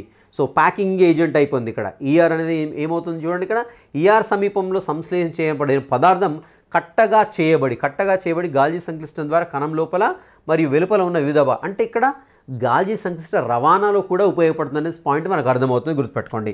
రవాణాలో ఉపయోగపడేటువంటి కణాంగాలు ఏంటన్నప్పుడు ఏమవుతుంది, ఈఆర్ అవుతుంది. అదేవిధంగా గాల్జీ కాంప్లెక్స్ కూడా అవుతుంది, గుర్తుపెట్టుకోండి. దీని విధులు ఉత్పత్తుల నిల్వ చేసుకుంటుంది. ఉత్పత్తుల రూపాంతరం, అదేవిధంగా ఉత్పత్తులను కోశాల్లో ప్యాక్ చేయడం. Very very very important. Golgi సంక్లిష్టం యొక్క విధులు ఏంటి అంటే చాలా ఇంపార్టెంట్, గుర్తుపెట్టుకోండి. 3 కనపడుతున్నాయి. సో ఇలా 3 ఆప్షన్స్ ఉన్నప్పుడు 4 ఆప్షన్స్ ఉన్నప్పుడు దీని నుండి క్వశ్చన్ తయారు చేయడానికి చాలా అవకాశం ఎక్కువగా ఉంటుంది. ఈ 3 ఇచ్చేసి ఆడ్ వన్ అవుట్ అంటాడు, భిన్నంగా ఉన్నదని గుర్తించండి అంటాడు. గాల్జీ సంక్లిష్టం యొక్క విధి కానిది అంటాడు, ఈ 3 ఇస్తాడు, ఇంకేదో ఇస్తాడు, గుర్తుపెట్టుకోండి. చూద్దాం ఇక్కడ. గాల్జీ సంక్లిష్టం యొక్క విధి ఏంటంటే ఉత్పత్తుల నిల్వ. అది ఉత్పత్తి చేసిందైనా కావచ్చు, ఈఆర్ ఉత్పత్తి చేసిందైనా కావచ్చు, వివిధ పదార్థాలు నిల్వ చేసుకుంటుంది. నెక్స్ట్ ఉత్పత్తుల రూపాంతరం, ఇంతకుముందు చెప్పాను కదా. సే ఫర్ ఎగ్జాంపుల్ 1, 2, 3, 4 అనేటువంటి ప్రోటీన్స్ ఉన్నాయి. ఇవి గాల్జీ సంక్లిష్టంలోకి వెళ్ళినప్పుడు వీటి యొక్క సీక్వెన్స్ ఏం కావచ్చు, 3, 4, 2, 1 లేదంటే 1, 4, 3, 2 అంటే మన బాడీకి అవసరమైన సీక్వెన్స్లోకి చేంజ్ చేస్తాయి. అంటే ఉత్పత్తుల యొక్క రూపాంతరం మరియు ఉత్పత్తులను ఇలా సీక్వెన్స్ అయిన తర్వాత ఏం చేస్తున్నది, సిస్టర్నీలో ప్యాక్ చేయడం. సిస్టర్నీలు ఉంటాయి కదా. సో ఇలా గాల్జీ సంక్లిష్టం ఉందండి, ఇలా గాల్జీ సంక్లిష్టం ఉంది. సో దీంట్లోనికి ఏమొచ్చింది అంటే 1, 2, 3 అనేటువంటి ప్రోటీన్స్ వచ్చాయి. 1, 2, 3, 4 అనేటువంటి ప్రోటీన్స్ దీంట్లోకి వచ్చాయి. ఓకేనా. సో ఇక్కడ చూద్దాం, ఇక్కడికి వచ్చిన తర్వాత ఏమవుతుంది, ఇక్కడికి 1, 2, 3, 4 అంటే ప్రోటీన్లు వచ్చాయి. అంటే ఇక్కడ ఏమైంది, నిల్వ చేసింది, రూపాంతరం చెందిస్తుంది. ఏం చేస్తుంది, 4, 3, 2, 1గా రూపాంతరం చెందింది. నెక్స్ట్ ఉత్పత్తులను కోశాల్లో ప్యాక్ చేయడం. ఈ ఉత్పత్తి ఎక్కడికి వెళ్ళిపోతుందండి, సిస్టర్నే ఉంటుంది కదా, ఈ సిస్టర్నలోకి వెళ్ళిపోయింది. సే ఫర్ ఎగ్జాంపుల్ 4, 3, 2, 1 అనేటువంటి ప్యాక్ చేసేస్తుంది. ఇది గాల్జీ సంక్లిష్టం యొక్క పని. Very important, very very important. Right. Next చూద్దామా. రైట్. గాల్జీ సంక్లిష్టంలోని సరళ చక్కెరల నుండి సంక్లిష్ట చక్కెరలను తయారు చేయవచ్చును. కొన్ని సందర్భాల్లో గాల్జీ సంక్లిష్టంలోని సరళ చక్కెరల నుండి సంక్లిష్ట చక్కెరలను తయారు చేయవచ్చు. ఎక్కడ అవుతుందండి సాధారణంగా ఇది ఎక్కడ కావచ్చు, హరిత రేణువులో కావడానికి ఛాన్స్ ఉంది. అక్కడ మనకి గ్లూకోజ్ అనేది ఏర్పడుతుంది, హరిత రేణువు కావచ్చు. లేకుంటే మొక్కల యొక్క వివిధ భాగాల్లో గ్లూకోజ్ అనేది స్టార్చ్గా రూపాంతరం చెంది, లేకుంటే లిపిడ్స్గా రూపాంతరం చెంది, లేకుంటే ప్రోటీన్స్గా చేంజ్ అవుతుంది. ఇక్కడ గాల్జీ సంక్లిష్టంలో సరళ చక్కెరల నుండి సంక్లిష్ట చక్కెరలను తయారు చేయవచ్చు కొన్ని సందర్భాల్లో. ఓకేనా. గాల్జీ పరిక నుండి లైసోజోమ్లు కూడా ఏర్పడతాయి. Very very very very very important.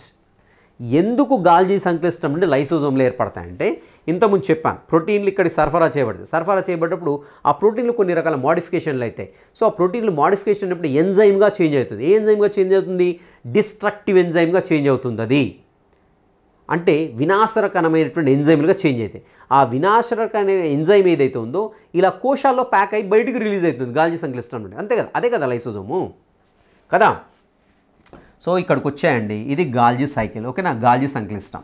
So ఉత్పత్తి చేయబడినటువంటి ఈ యొక్క ఎంజైమ్స్ ప్రోటీన్స్ అనేవి ఎక్కడికి రీచ్ అయ్యాయని చూసినట్టయితే ప్రోటీన్స్ ఇక్కడికి వచ్చేసాయి. ఫర్ ఎగ్జాంపుల్ 1, 2, 3, 4 అనేటువంటి ప్రోటీన్స్ వచ్చాయి. ఓకేనా. సో ఈ ప్రోటీన్స్ అనేవి ఎలా మారిపోయాయని చూసినట్లయితే 4, 2, 3, 1గా ప్యాక్ అయిపోయాయి. అంటే ఇది ఎంజైమ్గా ఫ్రేమ్ అయిపోయింది. ఇక్కడ ఉండే ప్రోటీన్స్ అనేవి ఎక్కడెక్కడైతే మోడిఫికేషన్ జరిగేసి ఒక ఎంజైమ్గా మార్పు చెంది. ఎలాంటి ఎంజైమ్ అంటే ఇది destructive enzyme. So destructive enzyme ఇక్కడ ట్రావెల్ అయిపోయింది. ఇక్కడ ట్రావెల్ అయిపోయిన తర్వాత ఇక్కడ ఉండేటువంటి చివరి భాగం ఏంటంటే ఊడిపోతుంది, అంటే ఇలా రౌండ్గా కోశంగా మారిపోతుంది. ఈ కోశంగా మారిపోయి 4-2-3 అనేటువంటి ఒక విచ్ఛిన్నకర ఎంజైమ్ను కలిగినటువంటి కోశంగా మార్పు చెందింది. ఓకేనా. సో ఇప్పుడు కోశం ఎక్కడికి రిలీజ్ అయిందండి? సింపుల్గా ఈ కణంలో ఉండేటువంటి ఇది గాల్జీ సైకిల్ అనుకున్నట్లయితే ఈ గాల్జీ సైకిల్ నుండి ఈ కోశం అనేది రిలీజ్ అయిపోయింది. ఎక్కడికి రిలీజ్ అయింది? కణద్రవ్యంలోకి రిలీజ్ అయింది. అదే కదా లైసోజోమ్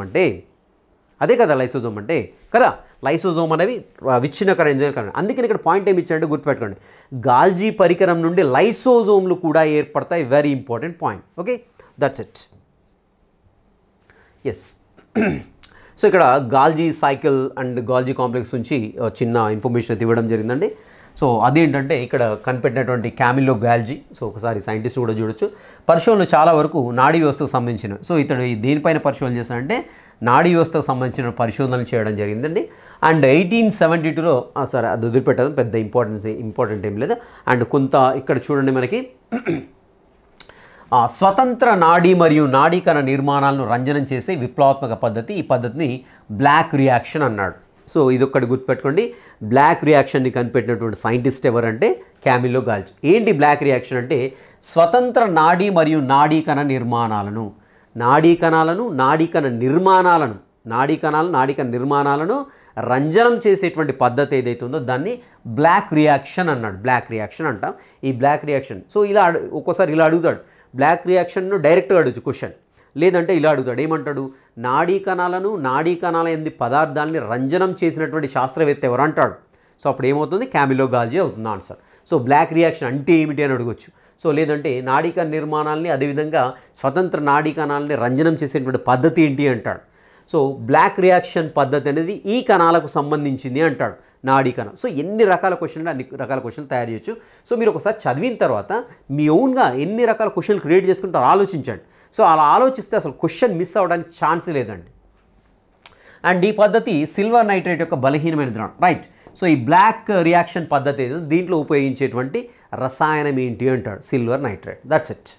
సో ఇతనికి 1906లో నోబెల్ బహుమతి రావడం జరిగింది.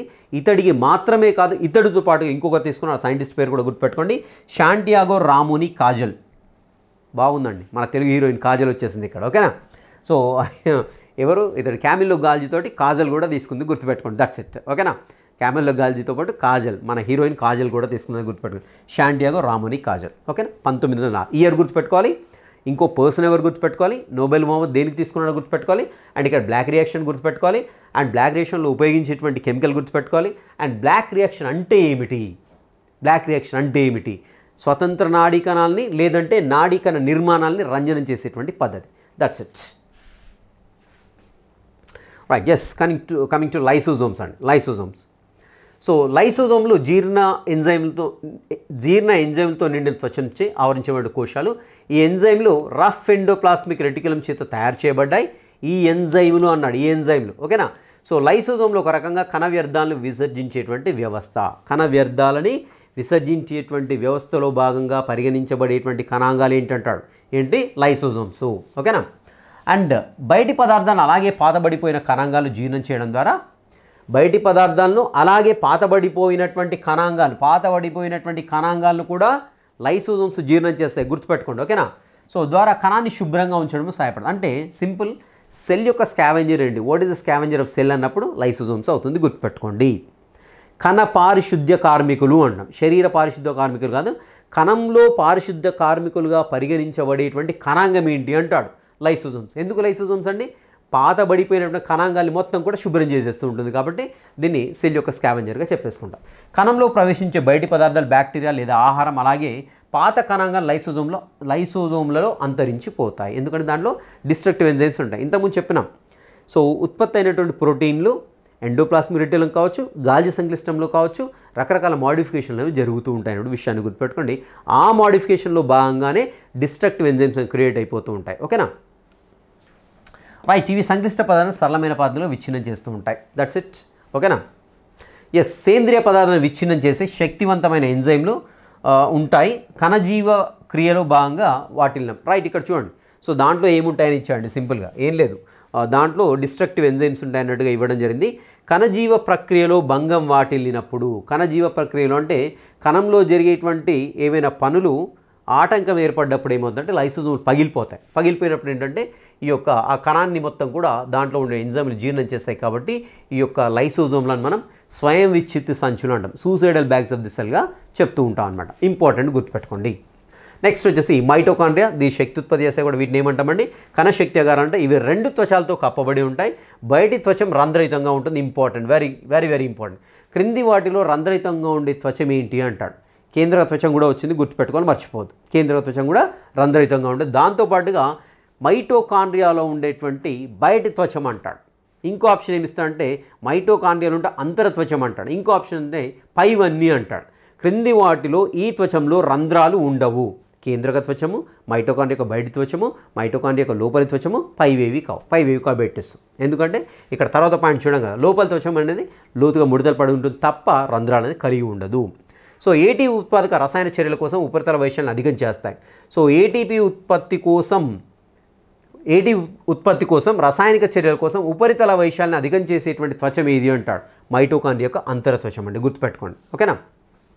సో మైటోకాండ్రియా ఏటీపీ, ఎడినోసిన్ ట్రైఫాస్, దీని యొక్క ఫుల్ ఫామ్ కూడా గుర్తుపెట్టుకోండి. అణువుల రూపంలో విడుదల చేస్తుంది. ఏటీపీని కణం యొక్క శక్తి నగదు, ఎనర్జీ కరెన్సీగా చెప్తాం.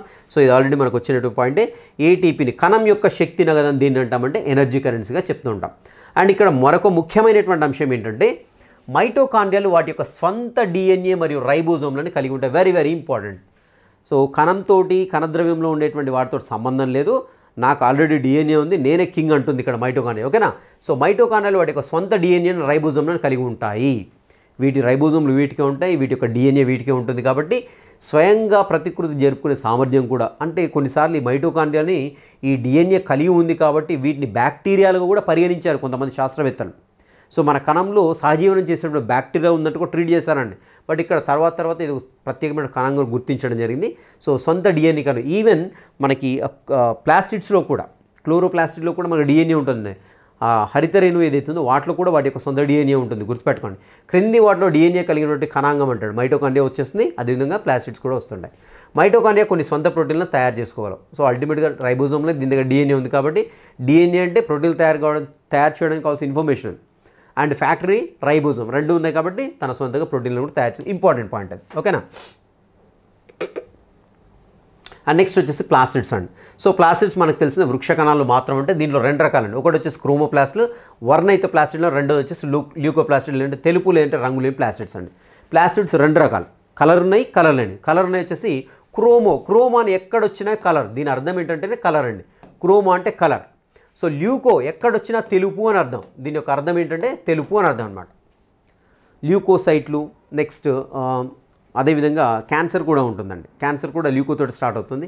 అండ్ ల్యూకో అని ఎక్కడొచ్చినా ఒక్కటే అండి, తెలుపు అని అర్థం అంతే. ఓకే. అండ్ రంగులేని ప్లాస్టిడ్లు, పత్రహరితం అనే వర్ణద్రవ్యం కలిగిన ప్లాస్టిడ్లు ఏమంటామంటే క్రోమోప్లాస్ట్లు అంటాం. క్రోమో కాదు, ఇక్కడ చూడు, పత్రహరితం అనే వర్ణద్రవ్యం కలిగిన క్రోమోప్లాస్ట్లను క్లోరోప్లాస్ట్లు అంటారు. క్లోరోప్లాస్ట్ అంటే ఏంటంటే సింపుల్గా మనం ఏమంటాం తెలుగులో అయితే హరిత రేణువులు అంటాం. సో అవి గ్రీన్ కలర్లో ఉండేటువంటి క్రోమోప్లాస్ట్లు. సో వాటిని ఏమంటామంటే క్లోరోప్లాస్ట్. క్లోరో అని ఎక్కడ వచ్చినా కానీ గ్రీన్, అంతే సింపుల్. క్లోరో అని ఎక్కడ వచ్చింది దాని అర్థం ఏంటంటే గ్రీన్ అండి. సో మనకు తెలిసిందే ఇంకా ఈ యొక్క క్లోరోప్లాస్ట్ అనేవి కిరణజన్య సమీకరణలో ఉపయోగపడుతూ ఉంటాయి. అండ్ క్లోరోప్లాస్ట్లో పత్రహరితంతో పాటుగా వివిధ పసుపు, నారింజ వర్ణకాలు కూడా ఉంటాయి. ఇంపార్టెంట్. సో మరి యొక్క క్లోరోప్లాస్టిడ్స్లో ఏమేమి ఉంటాయని చూసినట్లయితే కేవలం మనకి పత్రహరితం మాత్రమే కాదు, దానితో పాటుగా పసుపు, నారింజ వర్ణకాలు కూడా కలిగి ఉంటుందండి. సో ల్యూకోప్లాస్ట్లో పిండి పదార్థాలు, నూనెలు మరియు ప్రోటీన్ రేణులో ఉండే పదార్థాలు నిల్వ చేయబడతాయి. ల్యూకోప్లాస్ట్లో మనకు నిల్వ చేయబడే అంశాలు ఏంటంటే పిండి పదార్థాలు, నూనెలు మరియు ప్రోటీన్స్, అంటే 3 లిపిడ్స్, ప్రోటీన్స్, అదేవిధంగా కార్బోహైడ్రేట్స్ 3 కూడా నిల్వ చేయబడుతుంటాయి. క్లోరోప్లాస్ట్ యొక్క వ్యవస్థ స్ట్రోమా అనే పదార్థంలో పొందుపరచబడిన అనేక త్వచల దొంతను కలిగి ఉంటుంది. ఇవి బాహ్య నిర్మాణంలో మైటోకాండ్రియాను పోలి ఉంటాయి. మైటోకాండ్రియాలో ప్లాస్టిడ్లు కూడా వాటి స్వంత డిఎన్ఏ, రైబోజోమ్లు కలిగి ఉంటాయి. సో వెరీ సింపుల్ అండి. ఈ క్లోరోప్లాస్ట్లో ఏముంటాయంటే స్ట్రోమా ఉంటుంది. స్ట్రోమాలో ఏంటంటే మనకు రకరకాల దొంతరుగా అమర్చబడినటువంటి నిర్మాణాలు కనపడతాయని చెప్తున్నాడు. క్లోరోప్లాస్ట్ బాహ్య నిర్మాణంలో మైటోకాండ్రియాను పోలి ఉంటాయి. ఇంపార్టెంట్ అది. క్లోరోప్లాస్ట్ బాహ్య నిర్మాణంలో దేన్ని పోలి ఉంటాయి అంటే మైటోకాండ్రియాని పోలి ఉంటాయి. అంతర్గతంగా కూడా చూసినట్లయితే ప్లాస్టిడ్లు వాటి యొక్క స్వంత డిఎన్ఏ, రైబోజోమ్లు కలిగి ఉంటాయి. కాబట్టి ఇవి కూడా స్వీయంగా ఏం చేసుకుంటాయి, ప్రోటీన్లు తయారు చేసుకుంటాయి. క్రింది వాటిలో ఏ కణాంగాలు తన సొంతగా ప్రోటీన్లను తయారు చేసుకుంటాయి అన్నప్పుడు ఈ ఆప్షన్స్ ఇస్తాడండి కంపల్సరీ. ఏంటి? క్లోరోప్లాస్ట్ ఇస్తాడు, మైటోకాండ్రియాలు ఇస్తాడు, రైబోజోమ్ ఇస్తాడు, పై1 ఇస్తాడు. అప్పుడు పై1 ఆన్సర్ అవుతుంది. ఎందుకంటే ఇక్కడ మనకి మైటోకాండ్రియాలు చూస్తుంటే మైటోకాండ్రియాలు తన యొక్క సొంత DNA కలిగి ఉంటాయి, అదేవిధంగా రైబోజోమ్లు కలిగి ఉంటాయి. ఇవి ఖచ్చితంగా ప్రోటీన్లను తయారు చేసుకుంటాయి. అదేవిధంగా ప్లాస్టిడ్స్లో ఎస్పెషల్లీ క్లోరోప్లాస్ట్లు అయితే ఇవి కూడా వాటి యొక్క సొంత DNAని రైబోజోమ్లు కలిగి ఉంటాయి కాబట్టి అవి కూడా మనకి వాటి యొక్క సొంత ప్రోటీన్లు తయారు చేసుకుంటాయి. అండ్ రిక్తికలు అండి, రైట్, వ్యాక్యూల్స్ అండి. రిక్తికలు అనేవి ఘన లేదా ద్రవ పదార్థాన్ని నిల్వ చేసేటువంటి సంచులు. ఓకేనా? ఘన పదార్థాలను అదేవిధంగా ద్రవ పదార్థాలు రెండు అండి, కేవలం ద్రవమే కాదు ఘన పదార్థాలను కూడా నిల్వ చేస్తుంటాయి. కొన్ని వృక్ష కణాలు రిక్తిక మొత్తం కణ పరిమాణంలో 50 నుంచి 90% నాకు ఇంపార్టెంట్, ఇది శాతం ఇంపార్టెంట్. ఓకేనా? ఆ వృక్ష కణాల్లో రిక్తికలు సాధారణంగా కొన్ని వృక్ష కణాల్లో ఎంత శాతము ఆవరించి ఉన్నాయంటే ఎంత శాతం అండి? 50 నుండి 90%. Important, knowledge based important. Right, కణ విభజన. సో కొత్త కణాలు పెరగడానికి, పాత, మృత మరియు గాయపడిన కణాలను భర్తీ చేయడానికి, ప్రత్యుత్పత్తికి అవసరమైనటువంటి బీజ కణాలను ఏర్పరచడానికి కొత్త కణాలు ఏర్పడతాయి. కొత్త కణాలు ఏర్పడడానికి గల కారణాలు ఇవి ఏంటి? ఒకటి బీజ కణాలను ఏర్పరచడం, అది కీ పాయింట్. అండ్ నెక్స్ట్ వచ్చేసి అది బీజ కణాలను ఏర్పరచడం క్షేకణ విభజన అవుతుంది. అండ్ మిగిలినటువంటి అండి పెరగడానికి, కణం పెరగడానికి, పాత, మృత మరియు గాయపడిన కణాలని భర్తీ చేయడానికి. సో ఇవి కణ విభజన యొక్క ఇంపార్టెన్స్ అండి, కణ విభజన యొక్క ఇంపార్టెన్స్ ఇవి పాయింట్స్. ఓకే, కొత్త కణాలు తయారయ్యే ప్రక్రియను ఏమంటామంటే కణ విభజనగా చెప్పుకుంటాం. సో రెండు రకాలు ఉంటాయి, సమవిభజన, క్షేకణ విభజన అండి. సో పెరుగుదల కోసం విభజించడాన్ని సమవిభజనగా చెప్పుకుంటాం. ఈ ప్రక్రియలో ఏంటంటే తల్లి కణం అనేది 2 పిల్ల కణాలుగా విభజించబడుతుంది, క్రోమోజోమ్ల సంఖ్య అనేది సమానంగా ఉంటుంది. సో ఇది వచ్చేసి మనకి ఏంటంటే సమవిభజన అండి. ఇక్కడ వచ్చేసి క్షేకణ విభజన. సమవిభజనలో వచ్చేసి తల్లి కణంలో ఎన్నైతే క్రోమోజోమ్లు ఉంటాయి, పిల్ల కణంలో అన్ని క్రోమోజోమ్లు ఉంటాయి. వేరాజ్ ఇక్కడ క్షేకణ విభజనలో వచ్చేసి మొత్తం కూడా 4 పిల్ల కణాలు ఏర్పడతాయి. ఇక్కడ 4 క్రోమోజోమ్లు ఉంటే పిల్ల కణాల్లో ఎన్ని క్రోమోజోమ్లు ఏర్పడుతున్నాయి అంటే 2 క్రోమోజోమ్లు ఏర్పడుతున్నాయి. అండ్ ఇక్కడ చూసినట్లయితే ఈ విభజన ఏదైతే ఉందో ఇది మియాసిస్ 2గా చెప్పుకుంటాం. మియాసిస్ 2లో తల్లి కణంలు ఎన్ని ఉంటే పిల్ల కణంలు అన్నీ ఉంటాయి. మియాసిస్ 1 ఏదైతే ఉందో అంటే క్షేకణ విభజన 1లో తల్లి కణంలో ఎన్ని క్రోమోజోమ్లు ఉంటే పిల్ల కణంలో సగానికి తగ్గించబడతాయి, గుర్తుపెట్టుకోండి. మియాసిస్ 2 అనేది సమవిభజనతోటి సమానం. ఓకేనా? సో మనకు అంత డెప్త్గా ఏమి ఇవ్వలేదు ఇక్కడ, బట్ కొంత ఇన్ఫర్మేషన్ అయితే ఇచ్చాడు. ఇది బేసిక్ పాయింట్స్ అండి, ఇవి గుర్తుపెట్టుకోండి. రైట్, కణం ఒకేలాంటి 2 పిల్ల కణాలు ఏర్పరుస్తుంది సమవిభజనలో అయితే. సో పిల్ల కణాలు తల్లి కణం వల్ల అదే సంఖ్యలో క్రోమోజోమ్లు కలిగి ఉంటాయి, సమవిభజనలో అదే సంఖ్యలో క్రోమోజోమ్లు కలిగి ఉంటాయి. ఇది జీవుల్లో కణజాల పెరుగుదలకు, మరమ్మతులకు సహాయపడుతుంది. సమవిభజన యొక్క ప్రాముఖ్యత ఇది ఇంపార్టెంట్. ఓకేనా? జంతువులు వృక్షాల్లోని ప్రత్యుత్పత్తి అవయాలు లేదా కణజాలలోని ప్రత్యేక కణాలు విభజన చెంది బీజ కణాలు ఏర్పడి ఫల్దీ కణాలు సంతానాన్ని ఏర్పరుస్తాయి, మనకు తెలిసిందే. అండ్ ఇక్కడ ఎస్పెషల్లీ ఏంటంటే ఈ యొక్క బీజ కణాలను ఏర్పరిచే క్రమంలో 2 వరుస విభజనలు కలిగి ఉండేటువంటి క్షేకణ విభజన. 2 వరుస విభజనలు ఏంటి? ఒకటి మియాసిస్ 1 అండ్ అదేవిధంగా రెండోది వచ్చేసి మియాసిస్ 2 అండి. ఓకేనా? రైట్, ఇక్కడ దీని ఫలితంగా 4 కొత్త కణాలు ఏర్పరుస్తుంది. కొత్త కణాల్లో తల్లి కణాల్లోని క్రోమోజోమ్ల సంఖ్యలో సగం క్రోమోజోమ్ మాత్రమే ఉంటాయి. ఇంపార్టెంట్ అండి. ఓకేనా? Important, very very important. క్షేకణ విభజన జరిగినప్పుడు ఇక్కడ ఒకసారి ఈ పాయింట్ ఇక్కడ ఎక్స్ప్లెయిన్ చేస్తే క్లియర్గా అర్థమవుతుంది. ఇక్కడ చూడండి, మీరు బాగా అబ్జర్వ్ చేసినట్లయితే సమవిభజనలో క్రోమోజోమ్లు చీల్చబడతాయండి, మధ్యలో చీల్చబడతాయి, ఇలా చీల్చబడుతున్నాయి చూడండి ఇక్కడ. ఓకేనా? సో ఇది పైకి వెళ్ళిపోయాయి, ఇది కిందికి వచ్చాయి. అంటే సమవిభజనలో ఎప్పుడైనా క్రోమోజోమ్లు అనేవి చీల్చబడతాయి, గమనించండి. అండ్ వేరాజ్ ఇక్కడ చూడండి, ఇక్కడ చీల్చబడలేదు ఇక్కడ. సో ఇక్కడ క్షేకరణ విభజన 1 జరిగింది, ఇక్కడ 1. ఓకేనా? సో దీంట్లో చూడండి, ఇక్కడ మనకి మెటీరియల్ ఎక్స్చేంజ్ అయింది తప్ప క్రోమోజోమ్ మధ్యలో చీల్చబడలేదు. సో రెండొక వైపుకు వెళ్ళాయి, గుంజబడ్డాయి, లాగబడ్డాయి క్షేకరణ విభజనలో. గమనించండి, క్షేకరణ విభజనలో క్రోమోజోమ్లు జతలుగా కట్టిన తర్వాత వాటి మెటీరియల్ ఎక్స్చేంజ్ చేసిన తర్వాత క్రోమోజోమ్లు చీల్చబడలేదు, గుంజబడ్డాయి. ఇక్కడ బాగా మీరు డయాగ్రామ్ని క్లీన్గా అబ్జర్వ్ చేసినట్టు మీకు ఆ విషయం అనేది అర్థమవుతుంటుంది. ఇక్కడ 2 క్రోమోజోమ్లు ఒకవైపు, 2 క్రోమోజోమ్లు ఒకవైపు గుంజబడ్డాయి. ఇక్కడ ప్రతి ఒక్క క్రోమోజోమ్ 2గా చీల్చబడింది. ఇక్కడనేమో గుంజబడ్డాయి. సో ఇక్కడ గుంజబడ్డాయి, ఇక్కడ క్షేకరణ విభజనలో గుంజబడ్డాయి. కాబట్టి దీంట్లో 4 ఉంటే ఇటు 2 వెళ్ళిపోయాయి, ఇటు 2 వెళ్ళిపోయాయి.